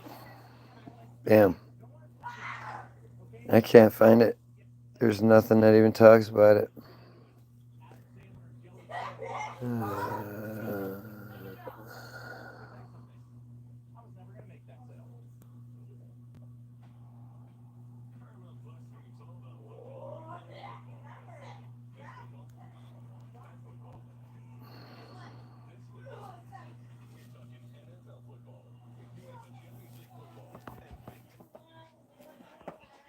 Man. 2015, China. Dinar.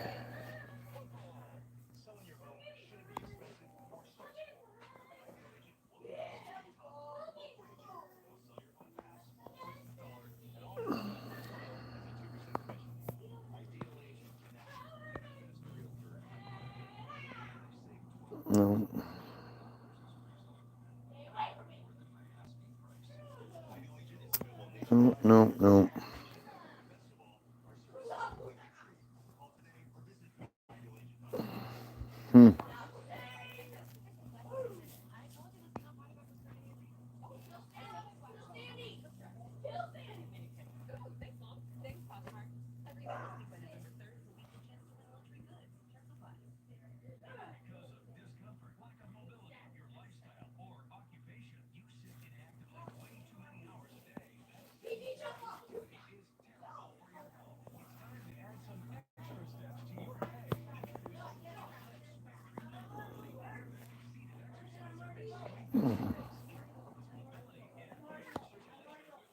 The Guardian. Too fast, too soon. How China's growth led to the Tianjin disaster. You could see. Strategy began what was 812? Understand. Port City, 15 million, 100,000 residents. I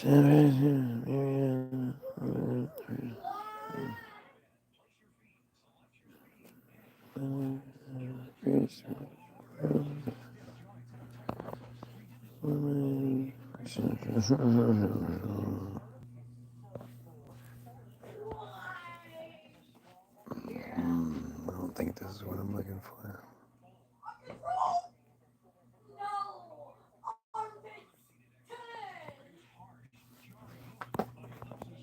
Okay, no, that's not what I'm looking for.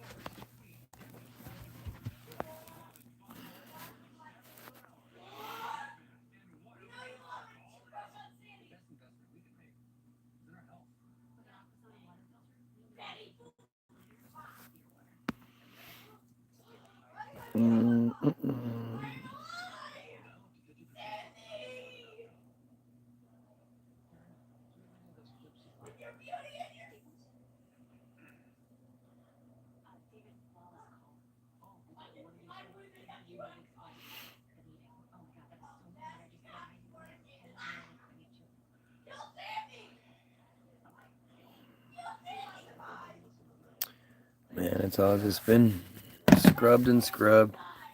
Can't imagine too many people have been looking for it. Don't hear anybody ever talk about it anyway, so whatever. I've been on for way too long. Didn't want to be here this long. So you guys have a great day. And you pedophiles, kill yourself. Seriously, kill that.